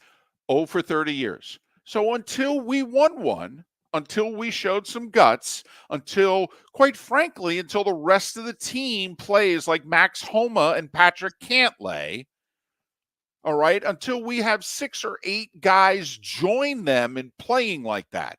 That's how you compete in a Ryder Cup when you're on the road. Even when you don't always have your A game. That's how you compete. That's how you grind. I mean, it'd be nice if our stars showed up like Rahm and Rory and Victor Hovland. But let's face it, that's not going to happen. So at least the rest of them could show up like Max Homa and Patrick Cantlay.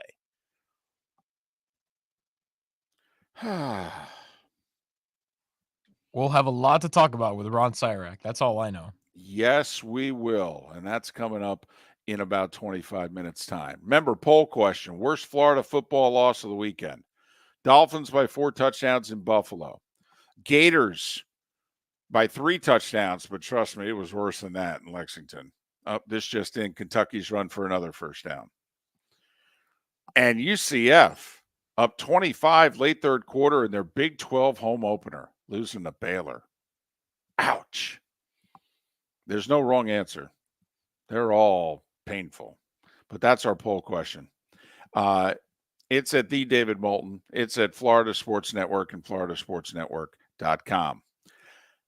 Felipe and the play of the day. I'll give you a hint. And if you're watching on Twitch, he's wearing it on his head.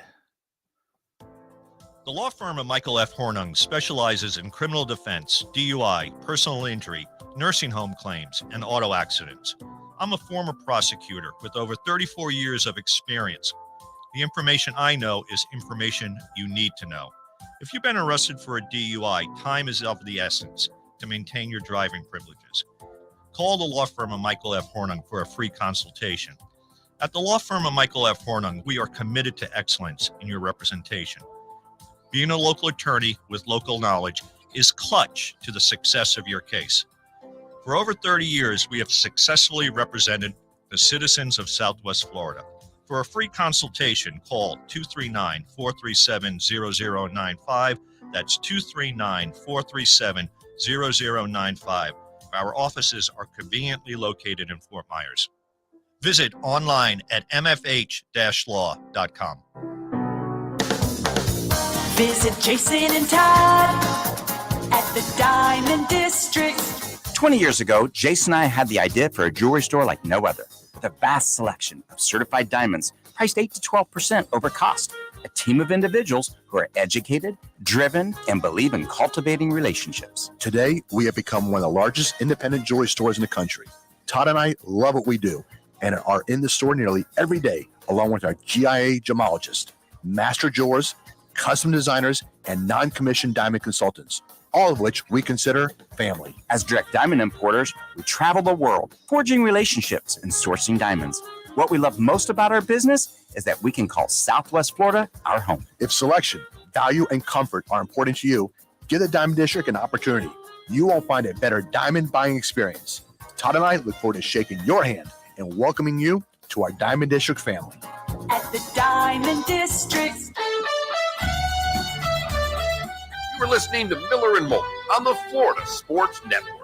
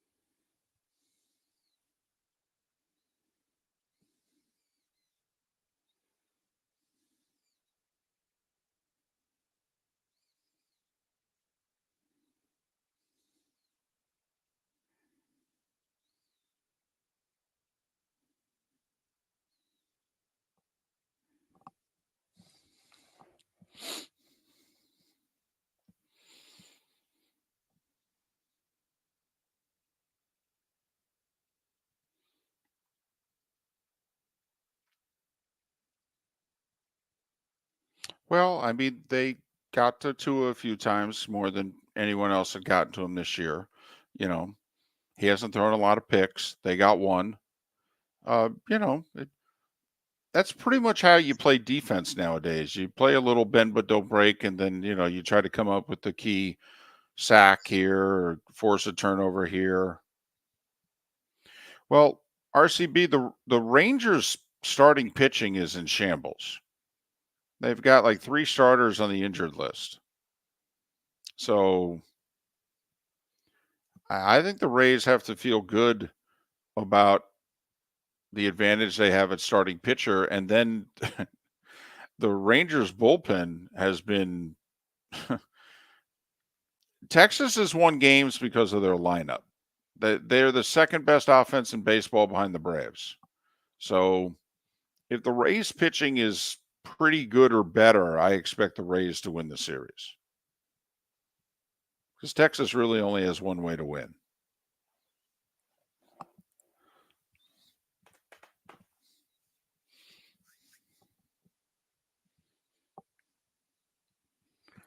By the way, what does Kim Ang have to do to get a contract extension? What am I missing? Real. What am I missing?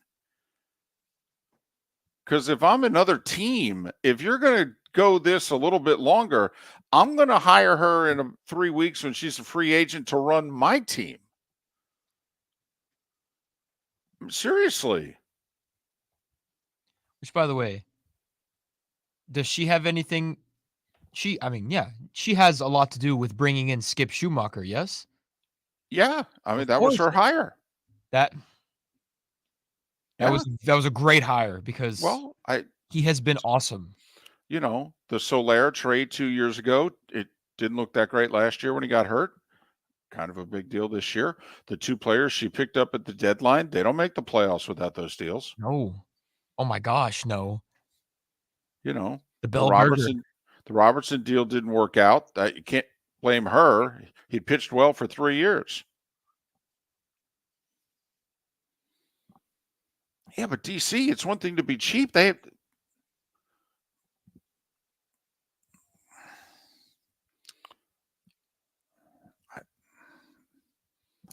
I don't think money's the holdup here.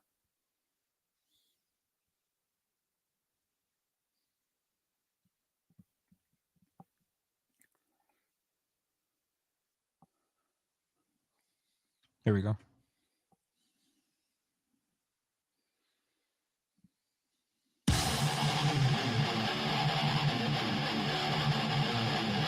You're listening to Miller and Moulton, exclusively on the Florida Sports Network. 21 minutes past the hour. Thanks so much for being with us. Miller and Moulton, the Florida Sports Network. Mark's not here today. He will be back tomorrow. Felipe doing double, triple duty today. Not only producing, engineering, and co-hosting. You're like Westbrook right now. You're like Magic Johnson, you know? Look at you. What is this, Game 6 of the 80 finals? Take it easy now. X. Uh-oh. Kareem out. I gotta play one major NBA trade over the weekend, and I knew we couldn't keep you harnessed for long. I knew it. Season starts this month. Come on now. You're gonna lose me in a couple weeks. I'll be glued to League Pass every night. Yes, there's no doubt. In fact, we're going to be going, the baseball playoffs are going on. The football season is the midway point. You're talking about the NBA regular season. We need to turn your mic off. But yes, True Holiday got traded over the weekend. So, Felipe's he's in the groove. It's too much to keep up with at this point. We have to get you a job with NBA TV or radio. I've given you names and numbers. I don't think you've taken advantage. I mean, we have you talking to Heat people all the time on this show. I mean, you got to be more aggressive going forward. That's all I'm going to say, because you need to work for an NBA team or in the association. You love it so damn much. I really do, and there's a reason why. Miami Heat.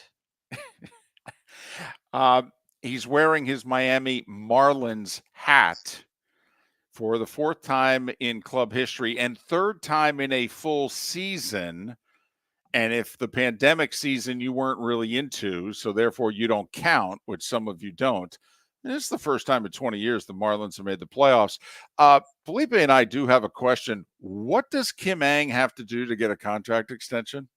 That is a great question, David, because what she has contributed to this organization has meant more than anyone ever has in the last 20 years. Well, no offense, David Sampson. Well, I was going to say, but well, Tell you, can we save that and play that for David Sampson tomorrow when he's on the show? Listen, I appreciate your contributions. Here's what Felipe had to say.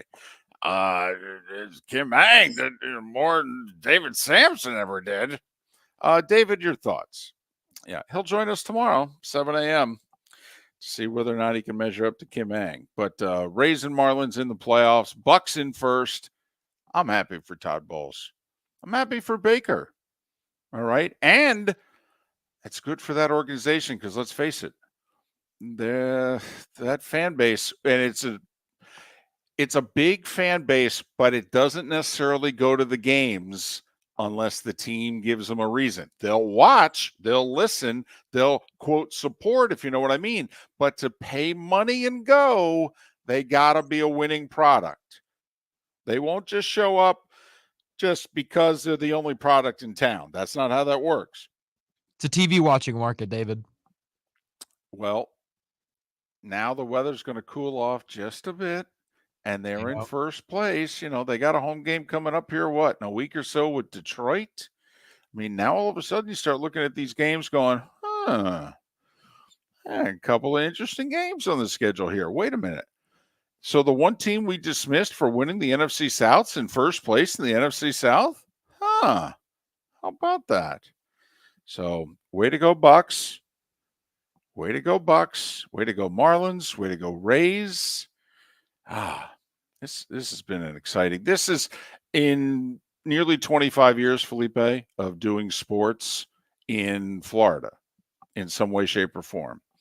In many ways, this is the most fun year so far that I've ever had. Okay. And I don't know if Mark tomorrow will agree or not, but to have this many teams in this many sports having this much success, man, I mean, Felipe, it has seemed like in the last 15 plus years, outside the Rays and the Heat and that, and then until Brady, I mean, it felt like, the Rays and the Heat and everybody else, it was just a desert. And let's not forget, they've all resulted the same, losing in the finals or losing at the stakes of where it was the highest. But it doesn't matter. Getting there is enough. Getting there is something that, half of fan bases can't say they've ever done. I mean, it could be worse. You could be a Bears fan. Oh, wow. See, I have stayed away from that topic. All right. I have intentionally stayed away from that topic. Okay. Because I am now feeling very compassionate. And by the way, the Lightning have had a great 10 years. A great 10 years, obviously. I mean, how many trips to the finals? A dynastic 10 years. Yeah. I mean, they've had 4 trips to the finals, 2 cups. I mean, they've had it's like 7 trips to the conference finals. I mean, they've been amazing. Amazing.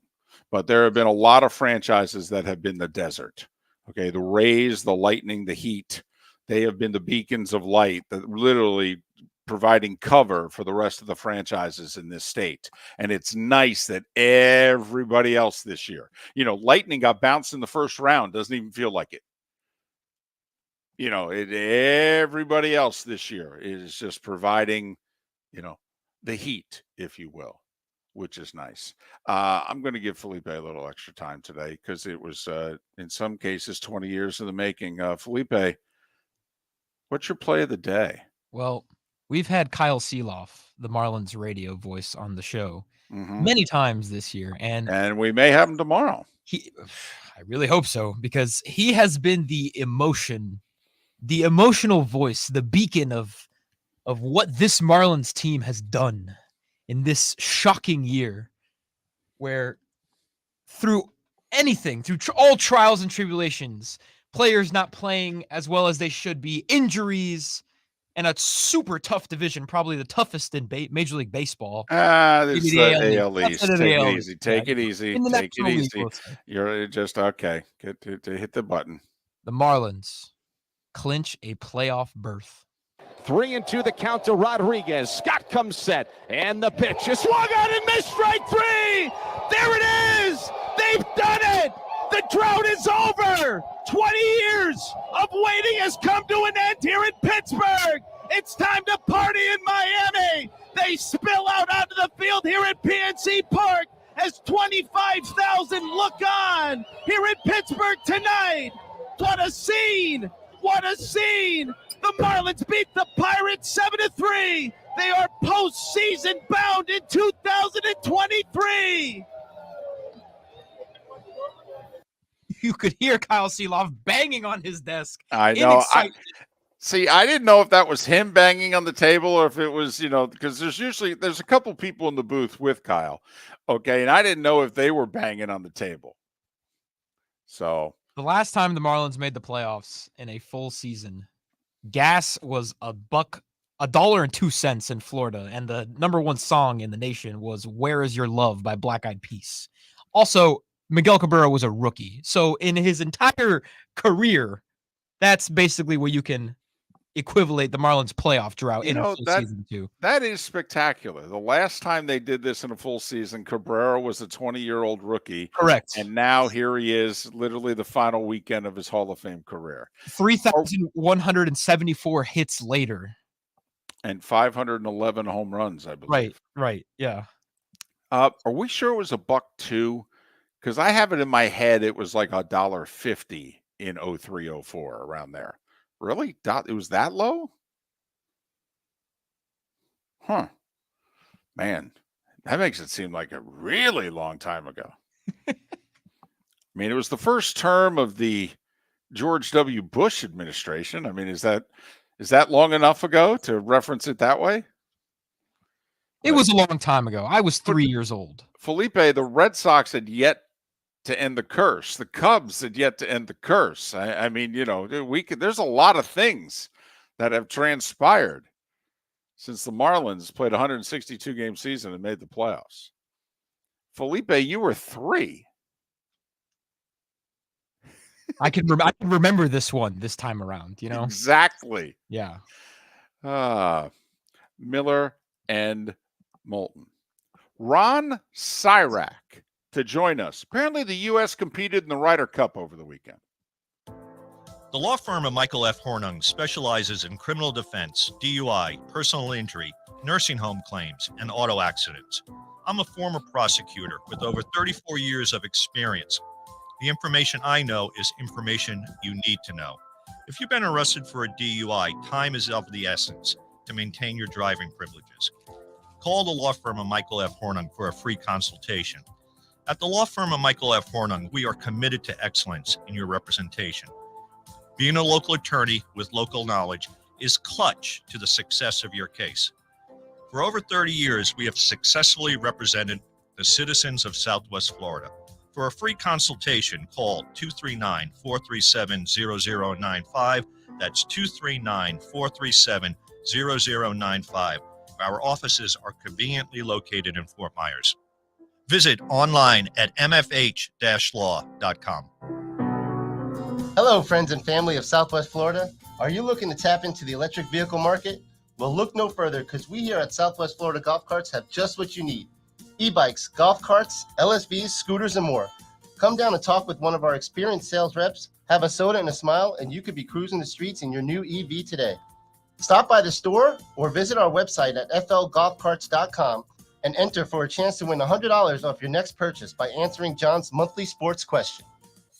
Located on the East Trail, locally owned Naples Tiki Bar and Grill is an outdoor eatery next to the Hitching Post Shopping Center. Island-inspired food with a true tiki theme. The best place in Naples to enjoy the beautiful weather in Southwest Florida. The Naples Tiki Bar and Grill offers a great menu for dine-in or takeout. Enjoy our famous pulled pork, huge burgers, and tiki bar cocktails. Don't miss happy hour every day from 3 to 6 and live music 7 days a week. See you soon at the Naples Tiki Bar and Grill, 11498 Tamiami Trail East. You are listening to Miller and Moulton on the Florida Sports Network.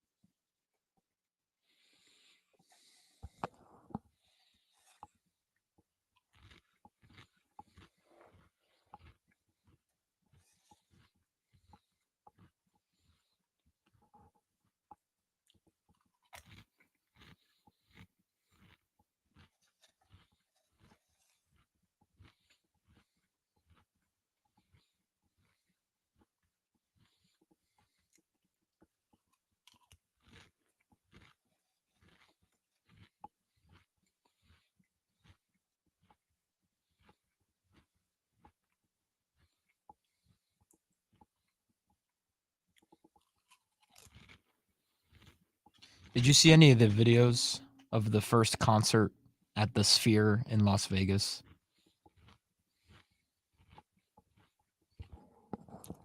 I saw one aerial stage shot of what you two looked like on stage. It looks like it could end up being like one of the greatest venues in the world. It is incredible what they are capable of doing with that. 2 billion, you know.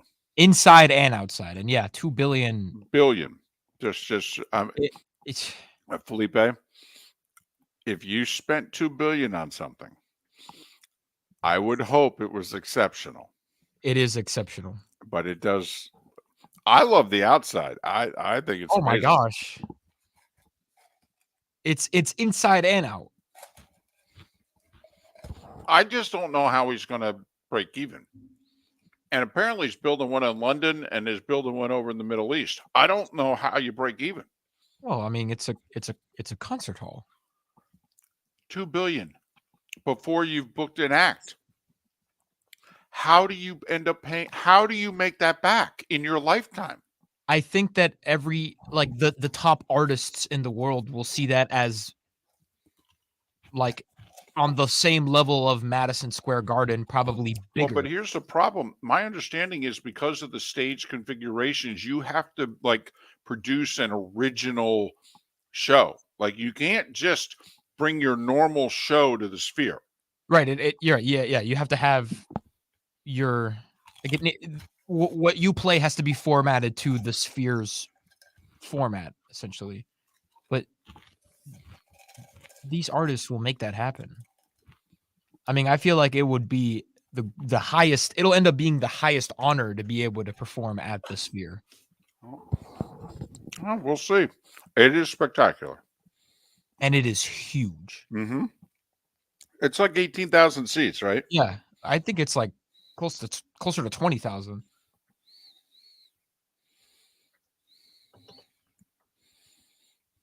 Yeah, U2 was amazing.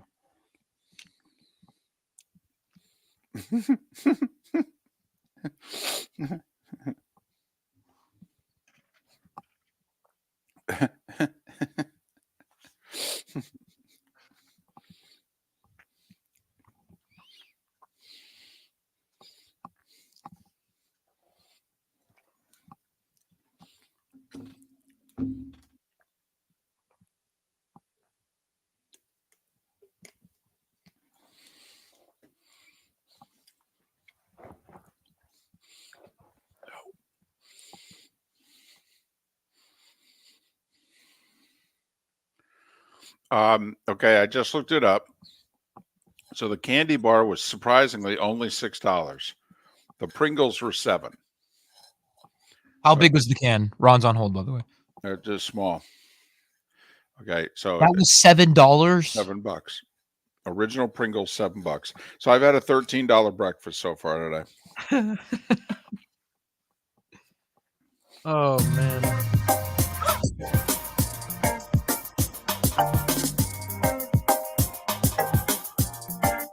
Welcome back to Miller and Moulton, only on the Florida Sports Network. 22 minutes before the hour. He's not only very good at what he does, he's won just about every golf writing award that you can win. He's a contributor to the Golf Channel. You can read his work on Ron Sirak, SIRAK.com. You can follow him on Twitter/X at Ron Sirak, but he also has a sense of humor. Early in the Sunday Night Football game, Ron tweeted out that Travis Kelce's under strong consideration to be the next U.S. Ryder Cup captain, #Swifties. Very well done, Ron. Very well done. How are you?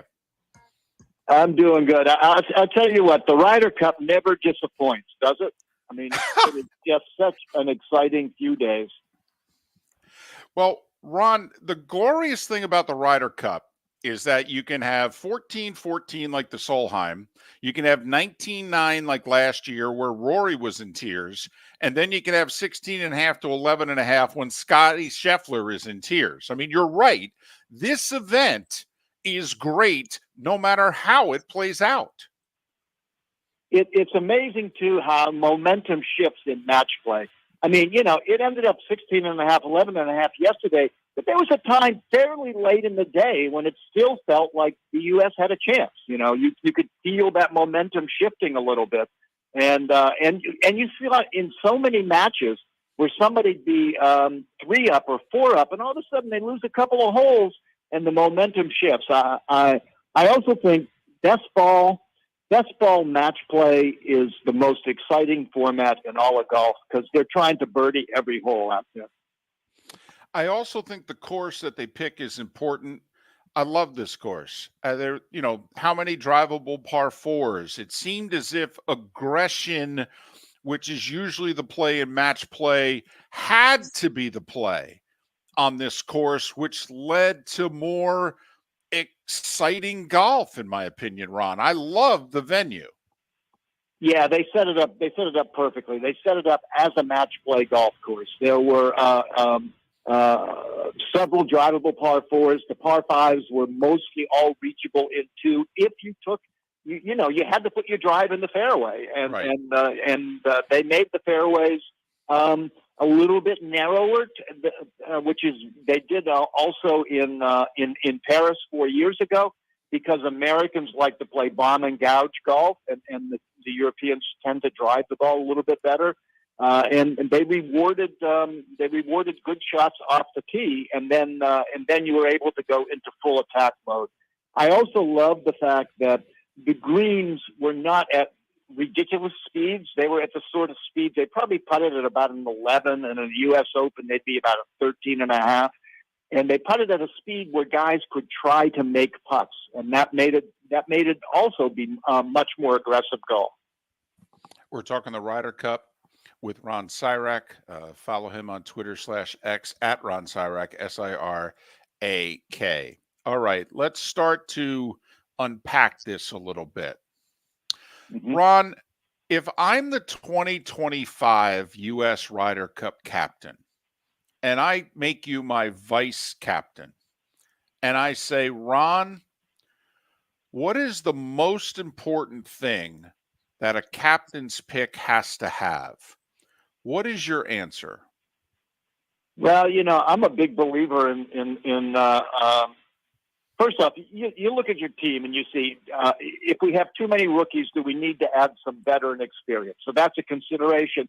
But I'm a big believer in looking for the hot golfer, and I understand the intensity that they wanted to bring and the chemistry that the U.S. wanted to bring by making people like Spieth and Thomas and Fowler captain's picks.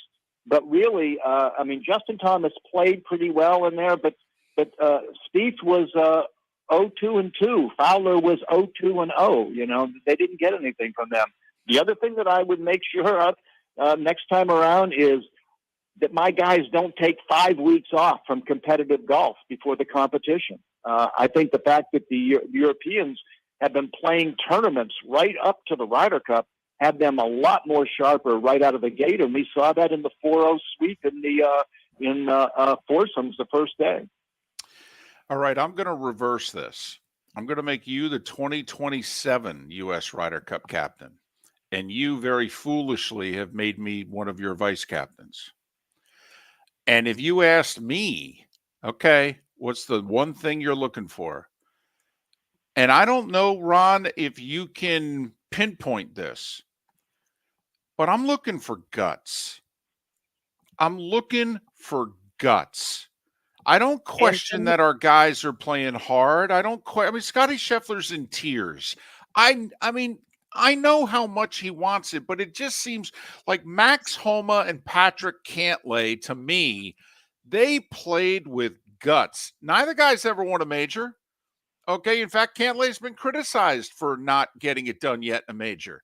But let me tell you, they played with guts. And I thought I saw half the team that's like, how do you look Max Homa and Patrick Cantlay in the face with the way you're competing?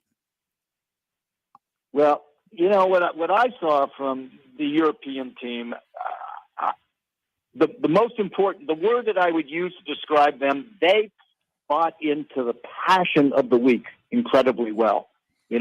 they use Seve Ballesteros and the memory of Seve Ballesteros as a springboard for them. And I always look, and I felt this way. I've been going to Ryder Cups. The first one I went to was 1993, which, by the way, is the last time the United States won in Europe. But the European players buy into the craziness of the week better than the Americans.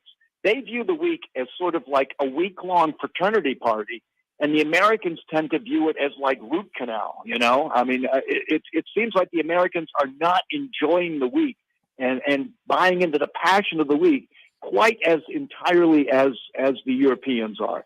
And, you know, everything that you heard, the Americans didn't want people in their team room, you know, and the Europeans showed off their team room. They showed that they had a shrine to Seve Ballesteros sitting in their team room. And I just think they do a better job. And maybe it's because the Europeans, because of World Cup soccer and all these things, are more into the team side of golf than the Americans are. We don't play that much team golf here. They play a lot of it in Europe. And I think they just buy into the whole atmosphere better. And Ron, it does show also historically, like we're fine in best ball. I mean, sometimes we're better than others, but we're fine in best ball because what are guys doing? They're playing their own ball. All right. We're fine in Sunday singles for the most part. Okay. Why? Guys are playing by themselves. All right. We're awful at alternate shot. Awful. And I mean, there's a part of me that would like want to psychologically, I don't know if I want to overthink this or not, but I mean, my goodness, the one team, really true team aspect of the Ryder Cup, we're horrendous at it. Well, what you're going to see in 2025 when it's at Bethpage is that the American captain will start out with 4 balls instead of alternate shot, you know, because we are better at 4 balls, and they'll flip the sessions so that we don't have a chance to fall behind in the same way. And by the way, 2025 at Bethpage is going to be pretty intense. You know, the galleries were very passionate and very involved in Rome. And, you know, I was at the U.S. Open at Bethpage twice, 2002, 2009.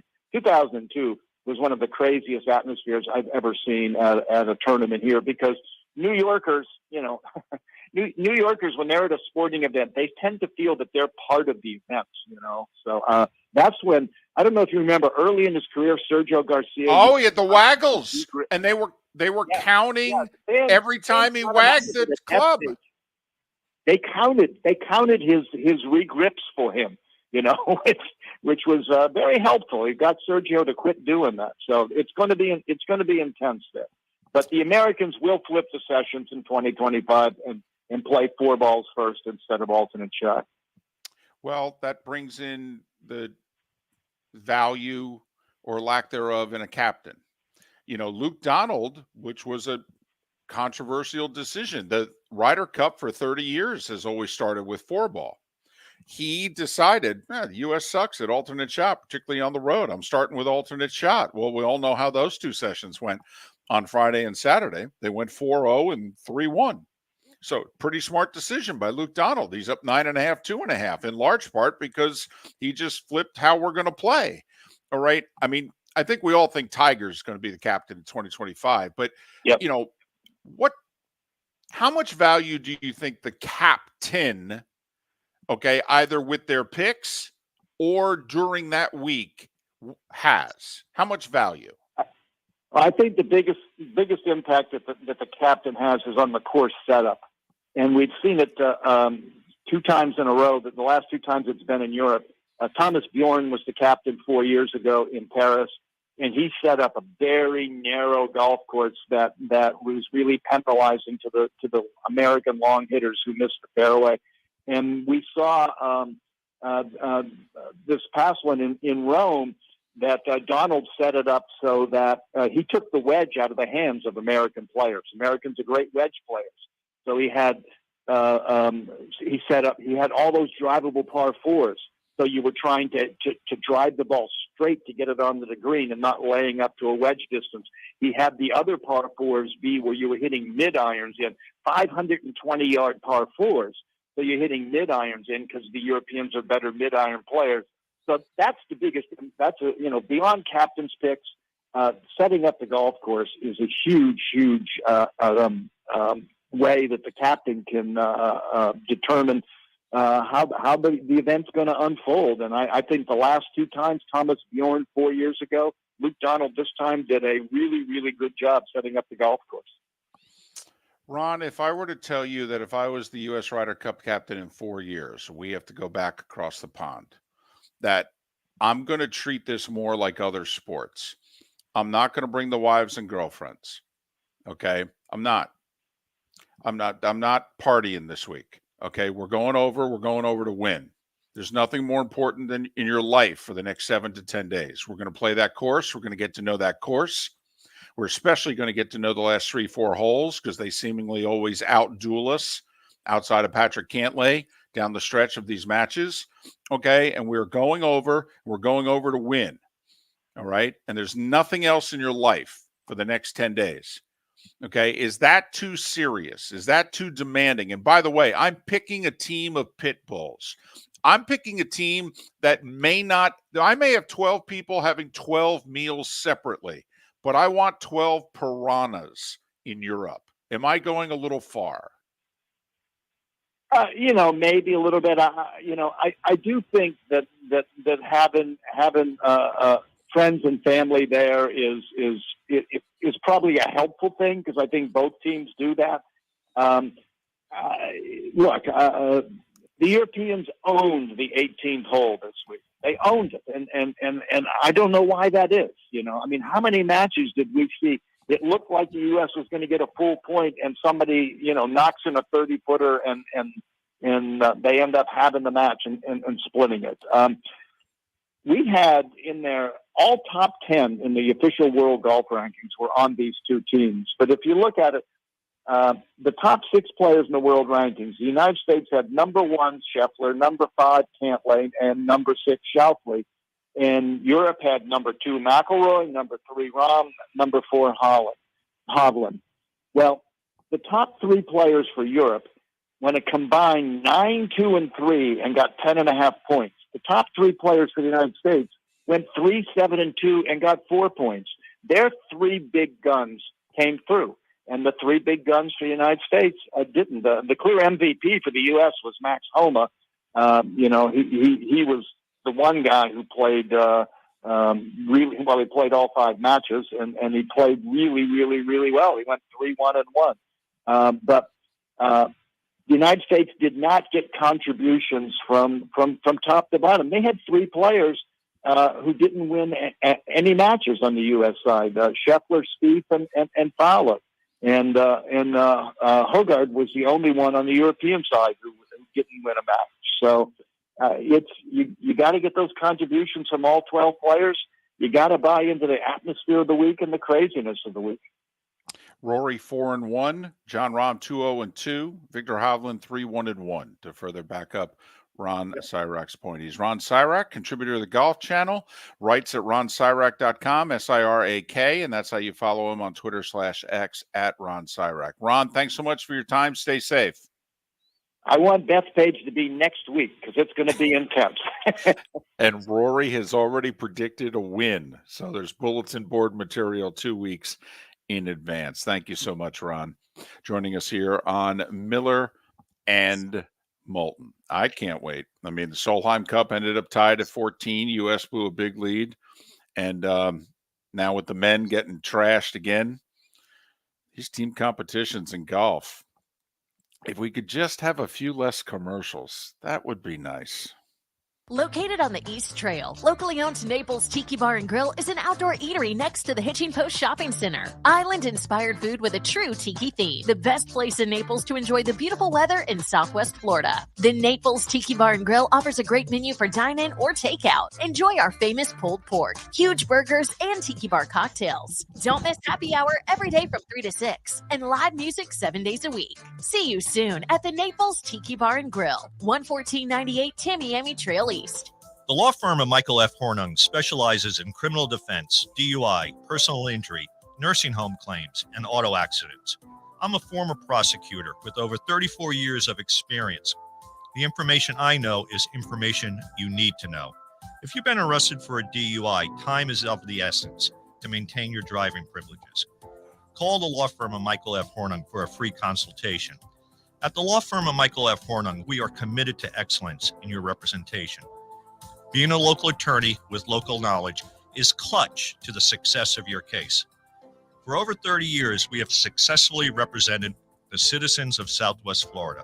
For a free consultation, call 239-437-0095. That's 239-437-0095. Our offices are conveniently located in Fort Myers. Visit online at mfh-law.com. Hello, friends and family of Southwest Florida. Are you looking to tap into the electric vehicle market? Well, look no further, because we here at Southwest Florida Golf Carts have just what you need. E-bikes, golf carts, LSVs, scooters, and more. Come down and talk with one of our experienced sales reps, have a soda and a smile, and you could be cruising the streets in your new EV today. Stop by the store or visit our website at flgolfcarts.com and enter for a chance to win $100 off your next purchase by answering John's monthly sports question. Visit Jason and Todd at the Diamond District. 20 years ago, Jason and I had the idea for a jewelry store like no other. With a vast selection of certified diamonds priced 8 to 12% over cost. A team of individuals who are educated, driven, and believe in cultivating relationships. Today, we have become one of the largest independent jewelry stores in the country. Todd and I love what we do and are in the store nearly every day, along with our GIA gemologists, master jewelers, custom designers, and non-commissioned diamond consultants, all of which we consider family. As direct diamond importers, we travel the world, forging relationships and sourcing diamonds. What we love most about our business is that we can call Southwest Florida our home. If selection, value, and comfort are important to you, give the Diamond District an opportunity. You won't find a better diamond buying experience. Todd and I look forward to shaking your hand and welcoming you to our Diamond District family. At the Diamond District. You are listening to Miller and Moulton on the Florida Sports Network.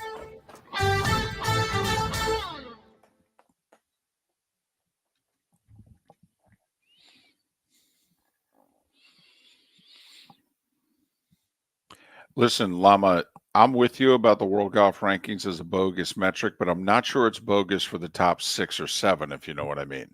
Like, would you argue with, who the top 4 or 5 were there? And I would argue about Scheffler being 1, to be honest with you, this year. But although for a guy who couldn't putt this year, his year was pretty remarkable. But you're right. Obviously, the rest of the metric is, laughable.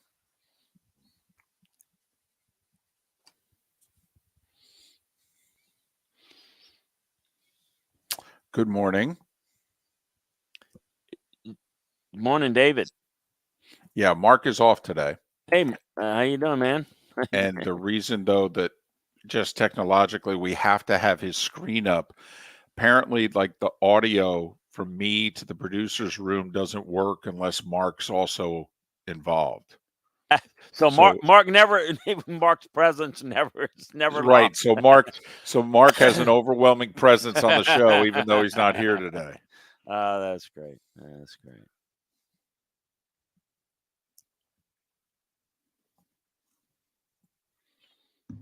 So what all have you focused on in the last 36 hours? Well, I don't get to do much film on Sunday because obviously the NFL games. So today's a big day with that, but just kind of the debacle of the Patriots offense. Wow. How good Houston is looking right now.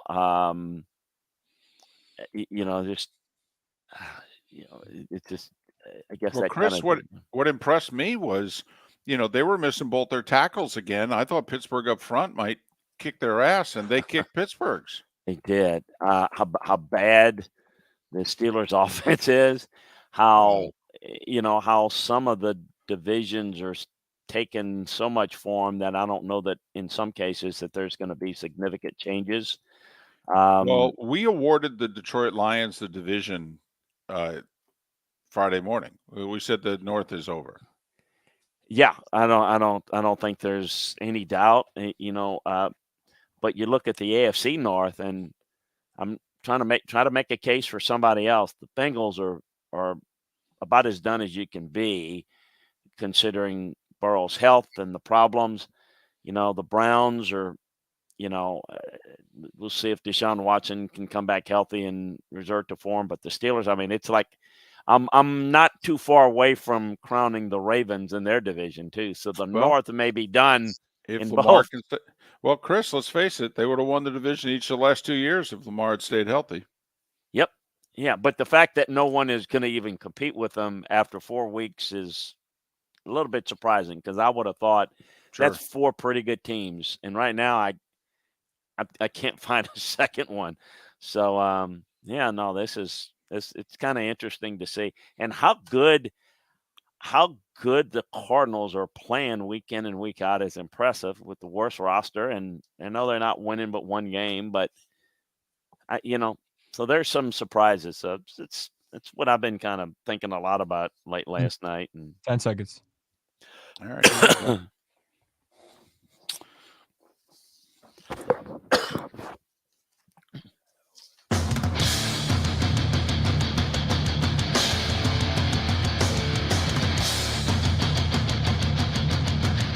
You are listening to Miller and Moulton, exclusively on the Florida Sports Network. And now, here's Mark Miller and David Moulton. Mark is off today. He will be back tomorrow. Keep he and his family in your thoughts today. That's all I'm going to say. He'll be back tomorrow, though. Everybody could use a good thought from time to time, right? Chris Landry, kind enough to join us. He of LandryFootball.com. You can follow him on Twitter/X at LandryFootball. Chris, good morning. How are you? Dave, I'm doing good, trying to figure out the early start of this football season.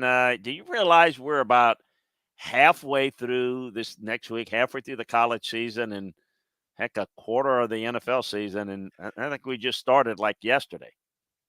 Bite your tongue, young man. Bite your tongue. All right, let's start with Sundays. And a team, we focused a lot so far today on the Dolphins getting blown out. Mm-hmm. But how about the Tampa Bay Bucks, who just came into your backyard, so to speak, and spanked the Saints in the Dome? New Orleans has had Tampa's number in that building outside of the playoff game that Brady went in there and won because of 4 Saints turnovers. And short week, Bucks looking banged up on offense, and Baker Mayfield was clearly the best quarterback on the field.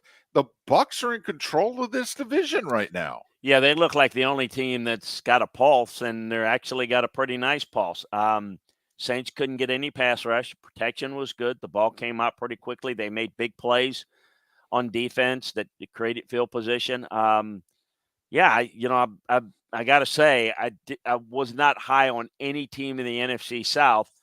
I mean, the Bucks are pretty good. I mean, I want to see them beat some of the upper tier teams in the NFC as we go forward, but there's no question that they're the team to beat in the NFC South. And I thought this would be a division that would kind of just be muddled and everyone would have a chance at the end of the year. And maybe that'll still happen, but I don't know. Bucks look pretty good. I know you haven't broken down the tape yet the way that you would like, but what's going on with the Dolphins defense in your estimation? How much of this is new coordinator, new scheme? And, remember the Chiefs with Spagnuolo when he took over the first time around? It took him almost 3 months to figure out what it was Spags wanted. And then they were able to play championship defense, if you will, and win that first Super Bowl. How much of this is that personnel getting used to Vic, or how much is it that Vic's had a bad first month? Well, I think I look at track records, and I think Vic has been good wherever he's been, but it does take some time to figure this out a little bit, this defense. It can be complex, and when simplified, it won't be as effective.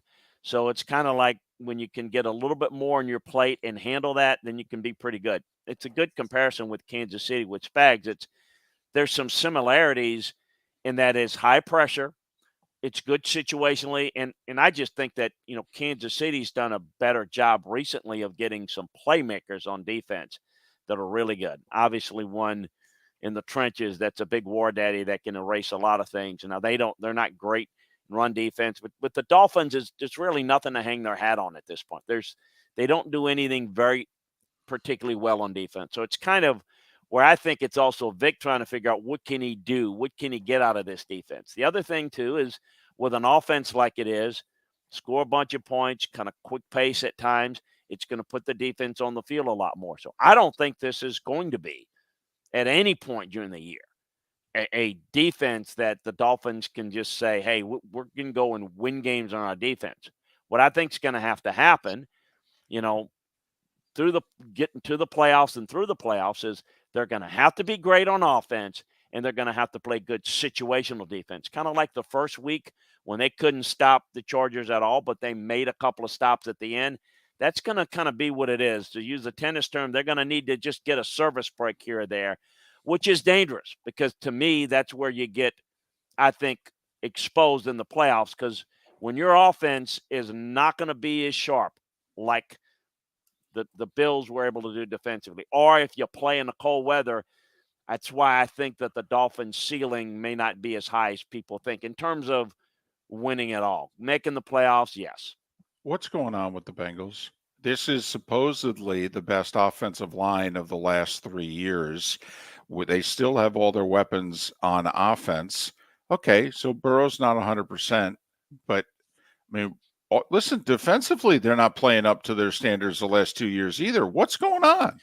Well, the protection is breaking down. And, what I noticed with Burrow is he's not the same. He's playing, but they're not pushing the ball downfield. Well, protection's not there. That's one of it. But a lot of it is just the check down, and everybody's defensively is compressing up against them.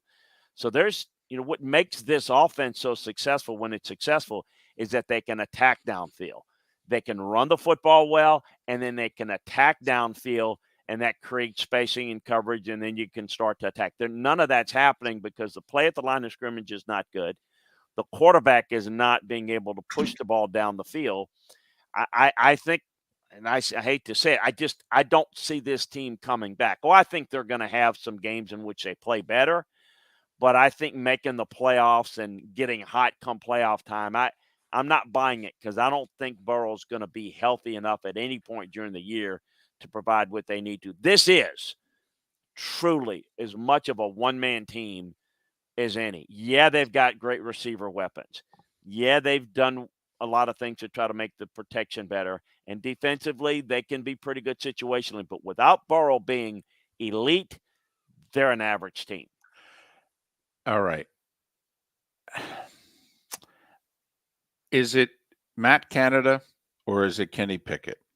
Or is it the head coach who seems very stubborn behind his third-year offensive coordinator when the entire fan base wants to string this guy to the back of a car and drive him across state lines?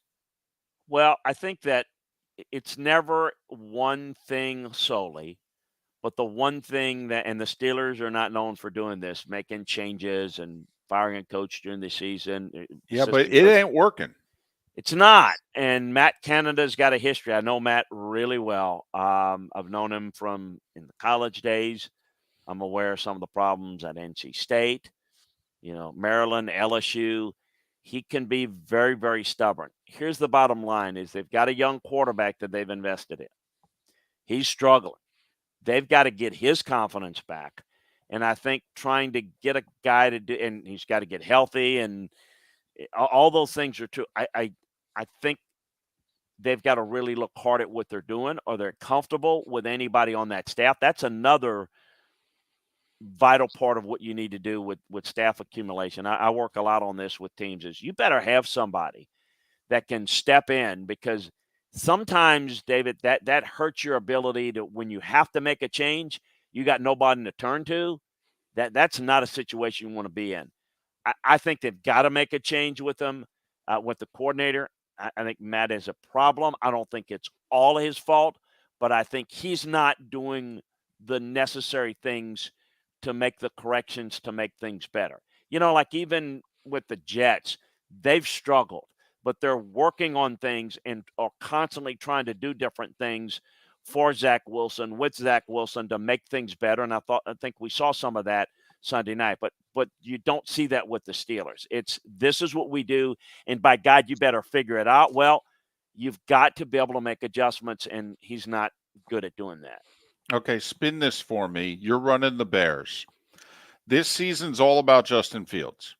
Okay, so do I take solace in that he played his best game from the pocket of his career, or do I focus on the fact that right now we have the first and second picks of the draft and we're 0-4 and we look like an absolute train wreck?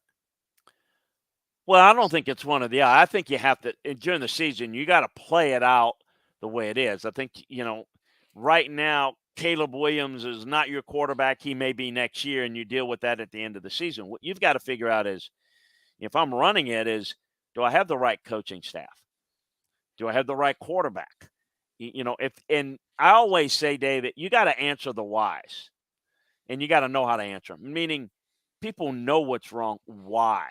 Why have they struggled? What have they not done? Why is Justin Fields not taking the leap? Why is it taking this long? I get you need to make them better in the pocket, but I think sometimes you can go all in one way. You can't say, well, in order to make him a better pocket passer, by God, that's what we're going to do, and we're going to do it 35 times a game. No, you got to roll the pocket. You got to do different things that's going to allow him to be successful, develop some confidence, and then all of a sudden you throw in a little extra and do something a little bit different to make him grow. I need to see that develop, and if that doesn't develop accordingly, then I got my answer what I'm going to do at the end of the year with my coaching staff, with the player. But I think all of those things are going to answer itself, because he's going to develop into the player we want him to be and the quarterback of the future, or he's not.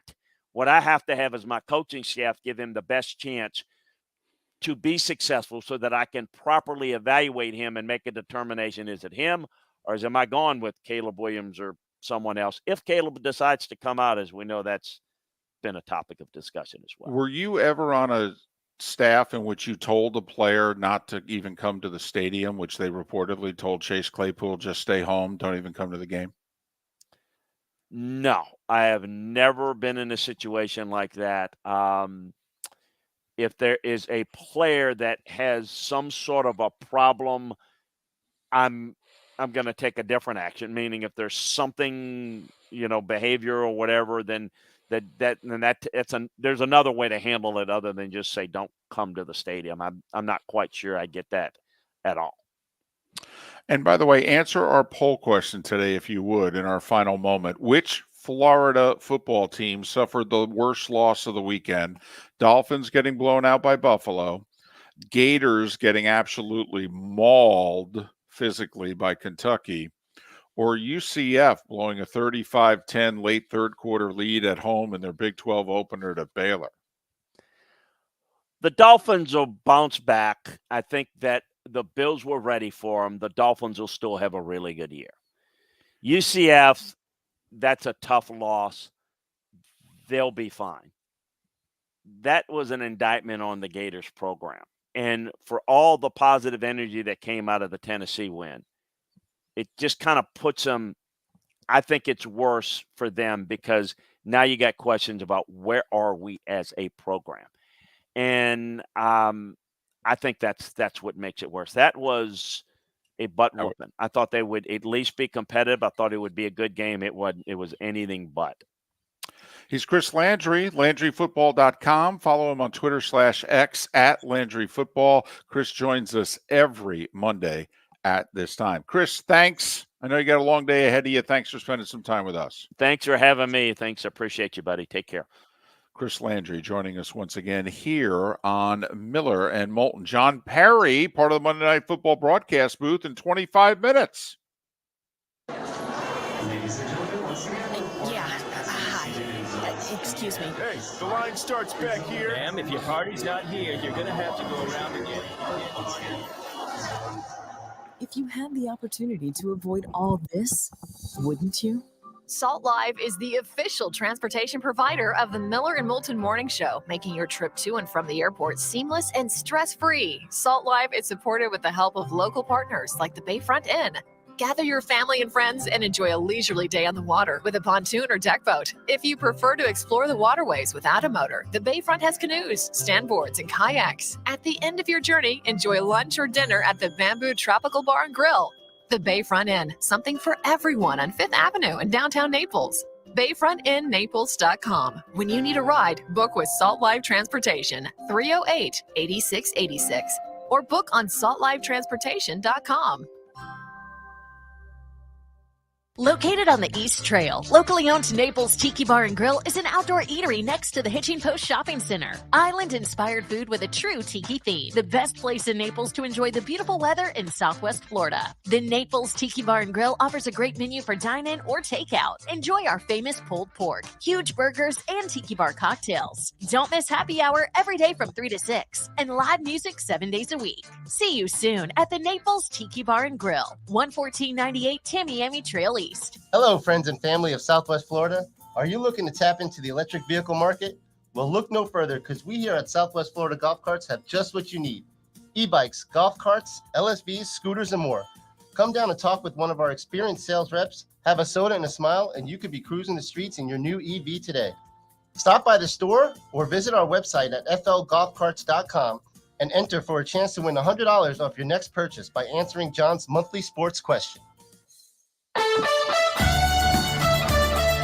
You are listening to Miller and Moulton on the Florida Sports Network.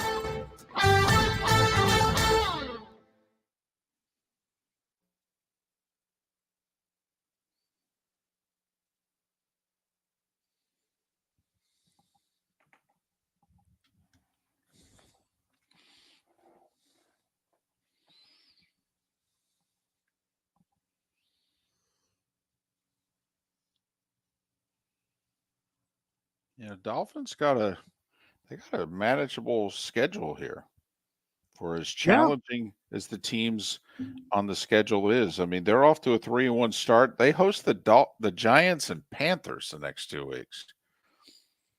I mean, the elite teams on their schedule, let's just give them losses. They win the next 2 weeks, they're 5-1. They lose in Philly. Okay. They're home for the Patriots. They're 6-2, right? Mm-hmm.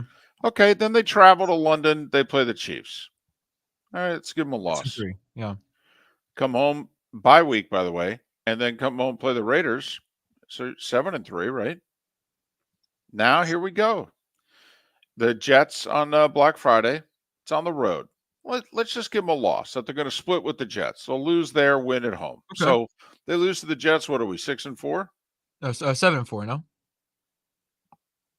Let's say 3-1, 5-1, 5-2, 6-2, 6-3. You're right. So we're 7-4. You're at the Commanders, and you host the Titans. I mean, you should win those games. Now you're 9-4. You're hosting the Jets. We gave you a split, so now you're 10-4. Now the Cowboys come to town. Cowboys, Ravens, Bills. It's hard. That's tough. That's tough. Yeah. But I mean, that's why it's important to. The games that we think are, hey, you should win this, the games that you're favored in, you might need to be 10-4 with that final 3-game stretch. But another thing to consider, by Black Friday, hopefully, Jalen Ramsey will be back. Now, I don't know how impactful he will be right off the bat, but the hope is that, I mean, it will matter. I understand. But, I mean, I think it's fair to give them a split with the Jets. I think that's fair. That's fair. That's all. A sweep of the Patriots, a split with the Jets, and then, your last 3 games are hosting Dallas, at Baltimore, hosting the Bills. I mean, that ain't easy. That Dolphins-Cowboys game. Oh, my goodness. Christmas Eve, too. It could be cinema. Like Christmas Eve. Mm-hmm. Yeah, that's got 425 Fox written all over it. Oh, yeah. In fact, that might be a game that Fox protects so that NBC can't get their hands on it, because NBC would obviously love to put that on Sunday night. Yeah. I can't recall a time ever that the Dolphins played at home at that time. Well, they were home Christmas last year, right? They Oh, hosted that's Green right. Bay. That was a 4:00 game, was it? No, I think it was a 1:00 game, No, but it they was hosted. yeah. But it was Christmas Day. Yeah, but I'm talking about home at 4:25 because obviously when they're home, it's either Right. game time game or at 1:00. I know we're lamenting the fact that right now the Dolphins are not on our schedule because the Monday night game that they have against the Titans is a doubleheader Monday. Oh my gosh. The Packers are playing the Giants that day in Jersey, and right now we're scheduled to do Green Bay and the Giants. Oh my god. Okay. Come on. They have to flex Dolphins Ravens. Make that a Monday night game. Well, no. Well, yeah, I mean, It's easier said than done. We can, after Thanksgiving, we can flex some games. It'll be interesting if the Dolphins, pick up where they left off and are this exciting team, whether or not between NBC and ABC, whether or not they go, hey, give me some Dolphins.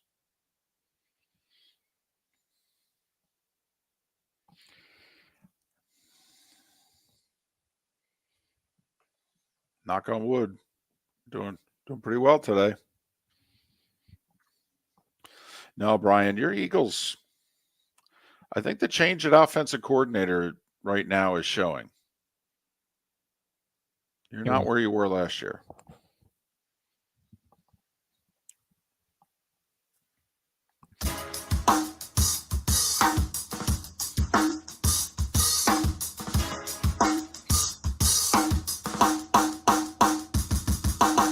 Welcome back to Miller and Moulton, only on the Florida Sports Network. This is where Felipe has a little lull. Okay, he had the adrenaline going at the beginning of the show. He worked till midnight with Hearst Broadcasting in Southwest Florida. Okay, up early. He's filling in for Mark today. He's producer, he's engineer, he's co-host. Okay, and the adrenaline was going, baby. Now we've made the turn. We're on like the 11th hole, and somebody's played a lot of matches in match play, and he's dragging. A little tired. I feel like the Bears defense in the fourth quarter. Oh, look at you. Not wanting to say the Dolphins defense for all four quarters. Look at you. You can't accept those defeats, can you? Did you know that the Chicago Bears are the only American professional sports team that has not won a game since Elon Musk purchased Twitter?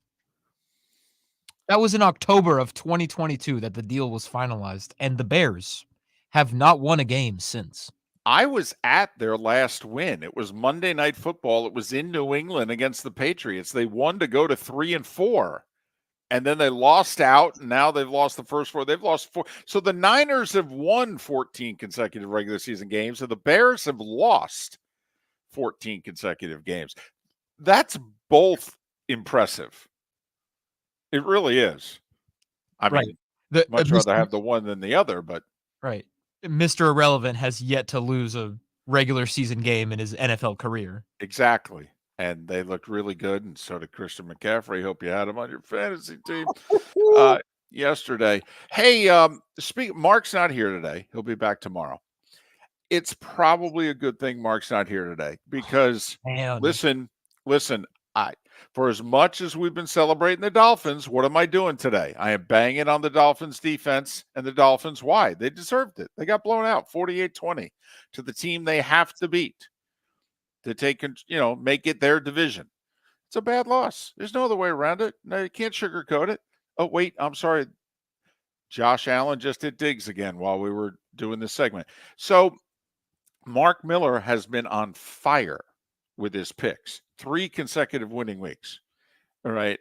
I mean, and never mind how good he's been on Thursday nights and Monday nights. I mean, honestly, there's a reason Mark's off today. He just has too much money. Well, he had too much money. So I think it's assured Mark is never going to make more than 5 picks again, because the first time Mark, who's very strict on It's a 5-pick segment. You don't pick more than 5 games. And of course, I never pick just 5 games. I'm always picking 6, 7, whatever. So Mark this week, feeling it, picks 7 games. One of the 7 games is tonight. We both are taking Seattle and laying the point against the Giants. So that didn't work out well for both of us who took the Gators, by the way, against Kentucky. So we'll see. I'll get to the Monday Night Football matchup in a moment. But Mark, and I'm not doing this to pick on him because he's not here. It's just, listen, I've had weeks like this before. Mark's 0 for 6 right now on his picks this week. He had Washington covering against Arizona. They were laying 19. They won by 7. He had USC laying 3 touchdowns against Colorado. They only won by a touchdown. He had LSU against Ole Miss. Ole Miss won. He had Georgia laying 14.5 against Auburn. They only won by 7. He and I had the Gators. And he had the Bengals as a road favorite. Yeah. So he's 0-6, right, heading into tonight. Now, obviously, there's 2 ways to look at it. Miller and Moulton agreeing on the same pick. Bet the ranch on the Giants. Before you do that, though, I will once again want to point out, and I'm in the heart of Lower Manhattan right now, getting ready for Monday Night Football. Seattle and the Giants tonight. John Parry will join us in about a dozen minutes. He's part of the broadcast. We'll talk about life in pursuit of happiness. And I don't know if this will come up, and it's why I want to bring it to your attention now. The Giants have lost 7 consecutive Monday Night Football games. Monday Night Football has been around for over 50 years. Do you know who the worst team in the history of Monday Night Football is? That would be the New York Giants. Thank you, Felipe. You are correct. The Seattle Seahawks have been around for nearly 50 years. They've been around since the mid-70s. Felipe, which team of all the teams that have been in the NFL over the last nearly 50 years, which team is the best winning percentage on Monday Night Football? That would be the Seattle Seahawks. Felipe, you are correct. Nearly 71%, by the way, for the Seahawks. Daniel Jones, hey, we need to back off Kirk Cousins. Prime time. Kirk never wins a game in prime time. He's Daniel passing Jones. the baton. He's passing the baton. Yes, he has. And Daniel Jones has readily accepted it, and he is running. And he's running as fast as he did in Philadelphia a couple years ago in prime time when he was clear of the field, and he stumbled at the 10-yard line and fell down. And so they touched him to prevent a touchdown because, see, he was 10 yards clear of everyone, but he fell while running. Right. Daniel Jones has played 11 games in his career in prime time. Now, we're not talking about the 4:25 game that when it ends, the lights are on, and it's no. Prime time. Thursday night, Sunday night, Monday night. 11 games in prime time. Felipe, would you care to guess of the 11, how many Daniel Jones has won? 0. 1. Oh. Sorry, you got to take your 2 out of 3 ain't bad there. One more than 0. But 1. One more than I have. So if you're into trends, okay, I have them at 1-10. KW in our Twitch chat room has them at 1-11. Okay, and maybe 1-10 was before the first, maybe it was before Thursday Night Football in San Francisco. Maybe it was before Sunday Night Football against the Cowboys. Do you sense a trend here? The Giants are 1-2. They've played 2 games in prime time. What's their record in those games? 0-2. They've played a game not in prime time. What's their record? 1-0. What time is the game being held tonight? In the Eastern time zone, it's in prime time. So there are a lot of trends that are working in Seattle's favor tonight. So I feel good that Mark's going to get on the scoreboard tonight. So in reference, the Giants versus the Seahawks on Monday Night Football is like Europe versus the United States in the Ryder Cup in Europe. Correct. The Seahawks are Europe. The Giants are the United States. Correct. And Daniel Jones is U.S. Ryder Cup captain Zach Johnson. Huh? Nice. See? See where we're going there? That's why you play before the big tournament. For what it's worth, Lee Sterling 2-3 on his free picks. He did, however, have a 35-unit play, and it was Friday night. He liked Oregon State over Utah. Winner, chicken dinner on this big play of the week.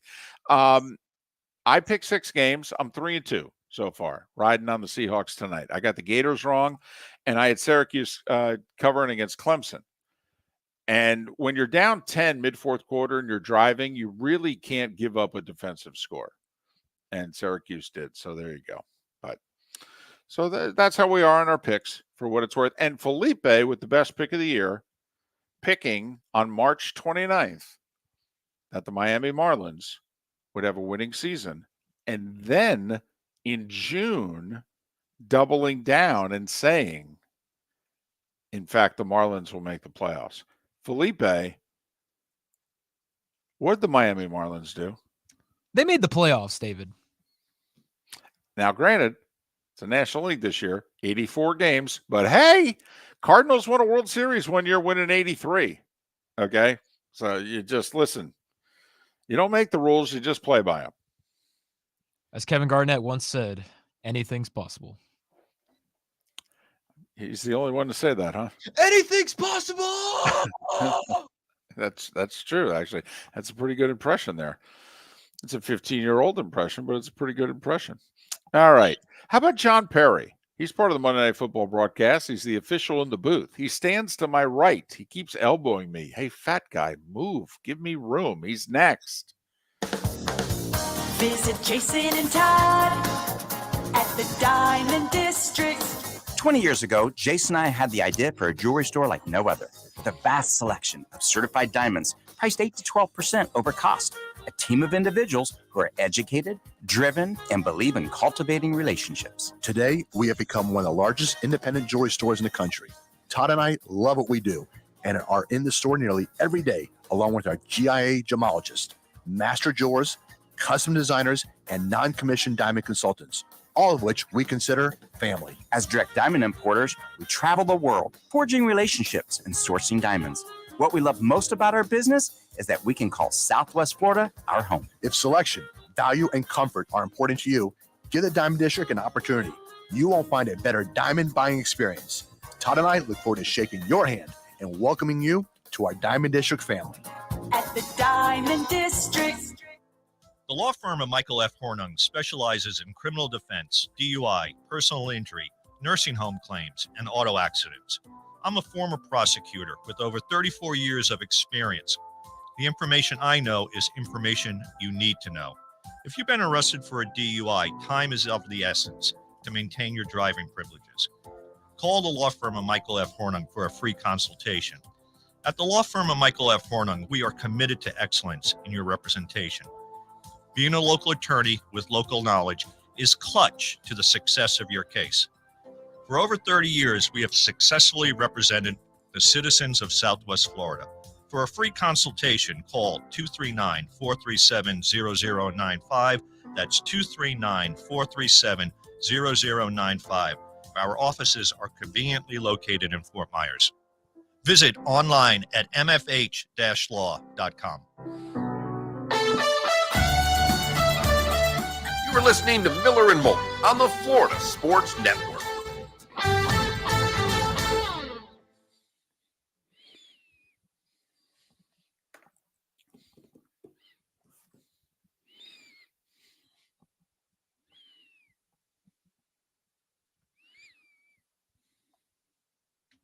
It was a weird 4-0 start for the Eagles. Yes. Yeah, because they, their best performance was Monday night in Tampa. Right? I mean, they didn't look good in the win at New England. Didn't look good yesterday. What's the other win? They looked good offensively, but not that great defensively against the Vikings on Thursday night. Oh, that's right. And then the Vikings game, right? Yeah, they let Kirk cook on primetime. They did. I mean, if Jefferson hadn't fumbled there, the game could have been different. Which, by the way, speaking of surprises, Puka Nakua.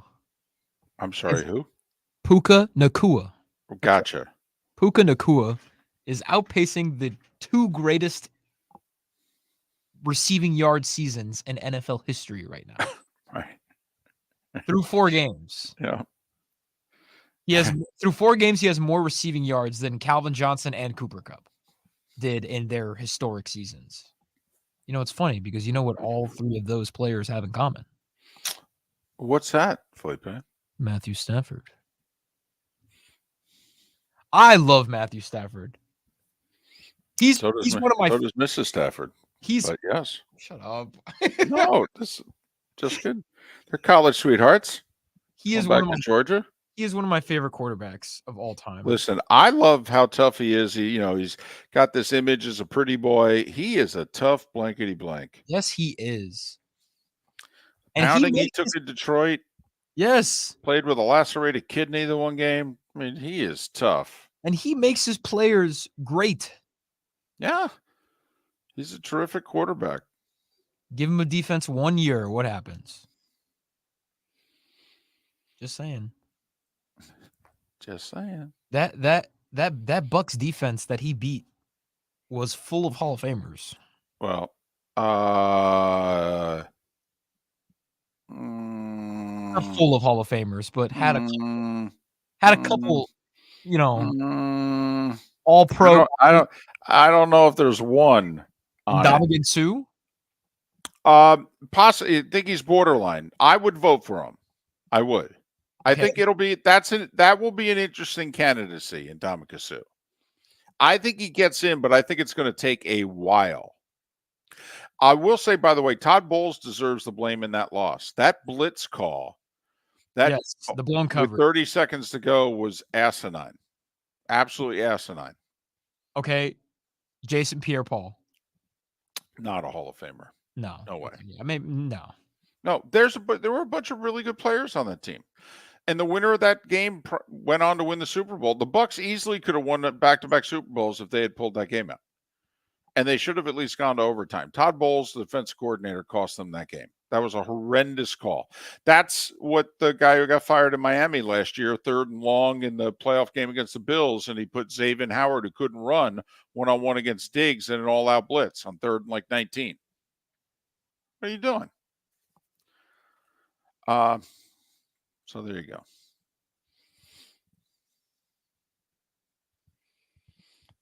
Words that have never been said before this year. Puka won me a DraftKings yesterday. Puka Nakua. Puka.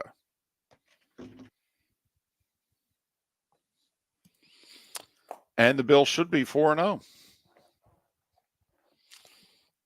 Still my pick to win the Super Bowl.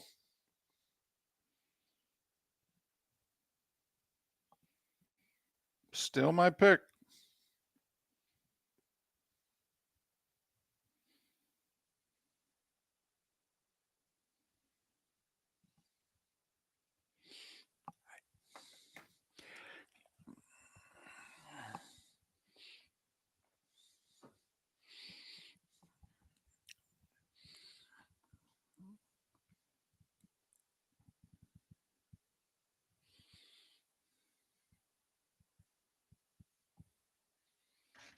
John's on hold. We're coming back right now. Okay.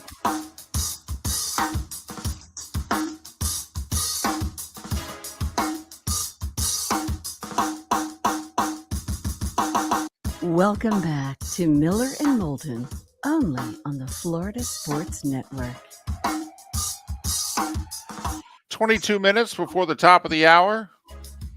I'm in Lower Manhattan as the ABC ESPN folks are getting ready for Monday Night Football tonight. The Seahawks visiting the Giants. John Parry, part of the crew, he's in the booth with Joe and Troy. Lisa Salters on the sidelines. John joining us here on Miller and Moulton. Good morning. How are you? Good morning. We're probably pretty close to each other. Well, I'll try to keep it down. I've been worried with the way these rooms are configured that I'm actually bothering the person right next to me. I've been expecting a knock on the door for the last 3 hours. Hey, how do you prepare? Like when you were an official, you had a routine. Okay, now that you're a broadcast official, what's your routine? What prep work do you do before kickoff? Well, it has decreased, so that's a good thing for me. But we take a look at all of the training tapes that the league provides to their officials, to the teams, and on a weekly basis, there'll be a 30-minute training tape for the officials. There'll be 1 or 2 training tapes that might highlight one specific rule. There might be 1 training tape that goes out to the teams of things that, hey, we have some issues. For example, the tackle, the left tackle and the right tackle lining up too deep from week 1. That was addressed. It's a 4 or 5 minute video. Let's police ourselves here so we don't have a flag fest. Let's get the tackles up. So that's most of the week. It's probably an hour to an hour and a half of videos throughout the week, each day. Communicate with a lot of the officials that I've worked with before. Interpretations, philosophies, changes that are taking place throughout the season. So it's mostly keeping up with the rules. By the way, has it been difficult for you to disagree with the officials who have made a call, some of whom are your friends, many of whom you've worked with, or have you just said to yourself, I have a different job now, I got to do it? Well, I don't think I walked that line very well early. Yeah, it was hard. I mean, we're human, right? My best friends for the past 3 decades have all been officials. If the chips were down for me, my first phone call would be to officials that I talk with some every other day. That's how close we are. So, yeah, when your buddy makes a tough call and you disagree with it, I can tell you early on it was difficult to swallow that pill and come out and say, hey, you know what, that's my best friend, and I don't like the call that he just made. But they understand it. They understand the role. I think I've tried to be a little bit more clear, black and white, on whether or not I agree with the call. Hey, they're 94, 95% accurate. So there's not that many misses. But when they do occur, it's just part of the job for me. What my role is, what's the rule and what's my opinion. John Parry, the official in the booth on Monday Night Football with Joe and Troy. He'll be at MetLife Stadium tonight along with Lisa Salters for the Seahawks and the Giants. Okay, take us through. And I know you flew into the New York City last night, so I don't know how much of Sunday Night Football you got to see. But say you were part of that crew. The game's over. There were a handful of calls, high-profile calls. Face mask in the end zone resulted in points. The pass interference call late, wasn't it? There was a tackle. Was it a horse collar or not? How did you guys as a group, how does a game get processed afterwards?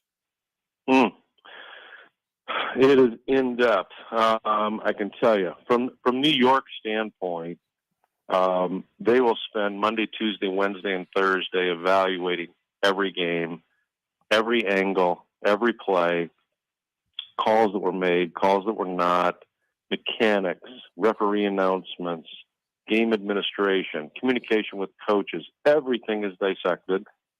Everything gets graded, and at the end of that day, they will come up with an individual and a crew grade.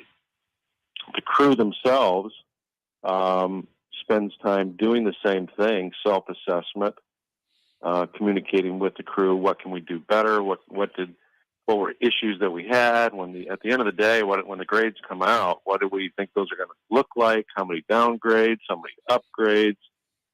You spend as an official 4 days, 5 days a week just waiting for the outcome. And that can be brutal if you've had a tough game. I did not see last night's game because I was in Charlotte in the morning doing the London game and then flew here last night. But when the games don't go well, the people that bleed the most are the officials. They want the game to be officiated well. And when you're not seeing things right, you're not judging things right, can't process, for one reason or another, it hurts. can I ask you about a rule? And I hope I got this right. Last Thursday night, the Amazon game, it appeared as if the ball was not snapped with time left on the game clock, not the play clock, but the game clock. It looked as if the quarter had ended, and the play was a very successful play for the offense, and they let it stand. And I believe the explanation was that's not reviewable. Can you help us out there? The clock would seem like something that's very reviewable. Wait till next year based on that one. Well, first of all, no. The clock is in 2023. The clock is not reviewable. Wow. The one thing that is reviewable with the clock is one situation: end of half, last play, first half, second half. If a play ends, and there's clearly video evidence that shows, hey, this clock went to 0, but there's 2 or more seconds that should be remaining, they can put time back on. They can reset it to 2 or greater. That does not happen very often. In fact, I don't think I've seen it yet. Last Thursday night's play, the game clock did get to 0. The ball was still on the ground. The quarter should have ended by rule. Terry McCauley addressed it that evening. The league did come out and put something together for their statement from New York, which I disagree with. I can tell you 4 years of officiating, every official that I've ever known, every camp that I have ever gone to, any training seminar that we have ever gone to, the game clock is treated differently than the play clock. 0-0 means done. And the clock is a crew item. You have 7 officials on the football field. You have two officials up in the booth, in the replay booth. There's 9 people that when the clock hits 0, somebody has to step up and say the quarter's ended. And that did not happen last Thursday. What's your thought on challenges? How many should there be? How should they be processed? I mean, Belichick for over a decade now has felt more like tennis, that there should be a set number of challenges, but you should be able to challenge anything and everything. I'm just curious. I'm guessing this has been debated forever in league circles, but just your thoughts on, what's the right number? What should be challengeable, reviewable, etc.?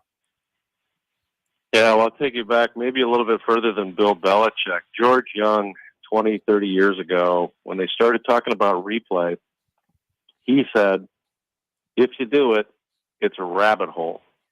And yeah, you might think you want to fix egregious, big-time mistakes. That one thing every game that just sticks out. But at the end of the day, you'll just keep adding and adding and adding. And that's what replay has done. Every conversation that I'm involved with seems to be directly or indirectly involved with replay. Based on all of the changes, based on all of the additions, I'm in Bill Belichick's camp. Put it in the coach's hands. Give them more. Anything is available. You want to look at a hold? You want to look at a roughing the passer? Why not? They're doing so much upstairs with assisting the officials now, they might as well go that route. Do you have a certain number in mind? Like tennis, because you have sets, they give each player 3 challenges per set. I mean, would you do it 1 by quarter? And if you get your challenge right, then you get to keep it till the end of the quarter. I mean, does it matter how many challenges you get to you?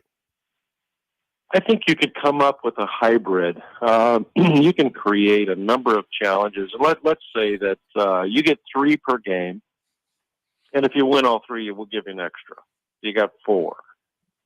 The hybrid concept that I would potentially suggest to them is the time and the score. If it's a 3 or 4 score game, let's not sit there and review minutia when we're so close to the outcome, and we all can see how this day is going to end. The Miami-Denver game. Let's just keep the game moving, keep the players safe, shorten the game up a little bit. So I think some form of a hybrid, maybe put some parameters in there. But at this point, I can tell you upstairs, the replay officials looking at ineligible downfield, offensive pass interference. And these are things that are more in relationship to the line of scrimmage or specific yard lines, not the action. But at this point, I think I would probably head that way. There's too many rules. The replay rule book is crazy complicated. And your first question, I spend at least 20 minutes a day in the replay casebook play, things that come up, and what can you, what can't you.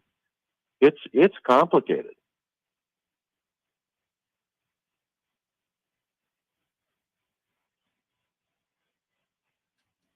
John Parry joining us here as we're having some technical difficulties now. I think we just lost David. John, I have a question for you, just because the role as an NFL referee is such a complex one, and it requires you to know so much about the game. What is one rule that what is the least called rule that you have ever called as an official? Well, I don't know what that one item would be. What I can tell you is there's 87 fouls that we track, the National Football League tracks. And when you look at the 87 fouls that are all out there to be called, false start, offensive holding, and pass interference are the top three. And of those top three, it's almost 60% of the total fouls called. So that line of scrimmage stuff and pass interference, those are the highest. The least, you get just the outliers periodically, an excess timeout or something like that inside 2 minutes. But it's kind of the 80-20 concept. Things just continue to pop up, game in, game out. John, we appreciate you joining the show. We apologize for the technical difficulties. I know David Moulton did have a couple questions for you, but I'm sure you guys can talk about it face-to-face as you guys are getting ready for tonight's game. John, we appreciate it, and hopefully we'll talk again. All right, have a good morning. John Parry joining us, longtime official in the NFL, now part of that Monday night crew alongside David. David will be next to Troy Aikman tonight as part of the Monday night crew, as he always does. I honestly do not know how he does that schedule, where he joins us from whatever hotel room he's located at on site, wherever Monday Night Football takes him. But that'll do it for Miller and Moulton today. Crazy that we lost David right at the finish line like that. But Mark will be back in the studio tomorrow. Miller and Moulton, thanks for joining on the Florida Sports Network. Visit Jason and Todd at the Diamond District. 20 years ago, Jason and I had the idea for a jewelry store like no other. With a vast selection of certified diamonds priced 8 to 12% over cost. A team of individuals who are educated, driven, and believe in cultivating relationships. Today, we have become one of the largest independent jewelry stores in the country. Todd and I love what we do and are in the store nearly every day, along with our GIA gemologists, master jewelers, custom designers, and non-commissioned diamond consultants, all of which we consider family. As direct diamond importers, we travel the world, forging relationships and sourcing diamonds. What we love most about our business is that we can call Southwest Florida our home. If selection, value, and comfort are important to you, give the Diamond District an opportunity. You won't find a better diamond buying experience. Todd and I look forward to shaking your hand and welcoming you to our Diamond District family. At the Diamond District. The law firm of Michael F. Hornung specializes in criminal defense, DUI, personal injury, nursing home claims, and auto accidents. I'm a former prosecutor with over 34 years of experience. The information I know is information you need to know. If you've been arrested for a DUI, time is of the essence to maintain your driving privileges. Call the law firm of Michael F. Hornung for a free consultation. At the law firm of Michael F. Hornung, we are committed to excellence in your representation. Being a local attorney with local knowledge is clutch to the success of your case. For over 30 years, we have successfully represented the citizens of Southwest Florida. For a free consultation, call 239-437-0095. That's 239-437-0095. Our offices are conveniently located in Fort Myers. Visit online at mfh-law.com. Ladies and gentlemen, once again. Hi. Excuse me. Hey, the line starts back here. Ma'am, if your party's not here, you're going to have to go around again. If you had the opportunity to avoid all this, wouldn't you? Salt Live is the official transportation provider of the Miller and Moulton Morning Show, making your trip to and from the airport seamless and stress-free. Salt Live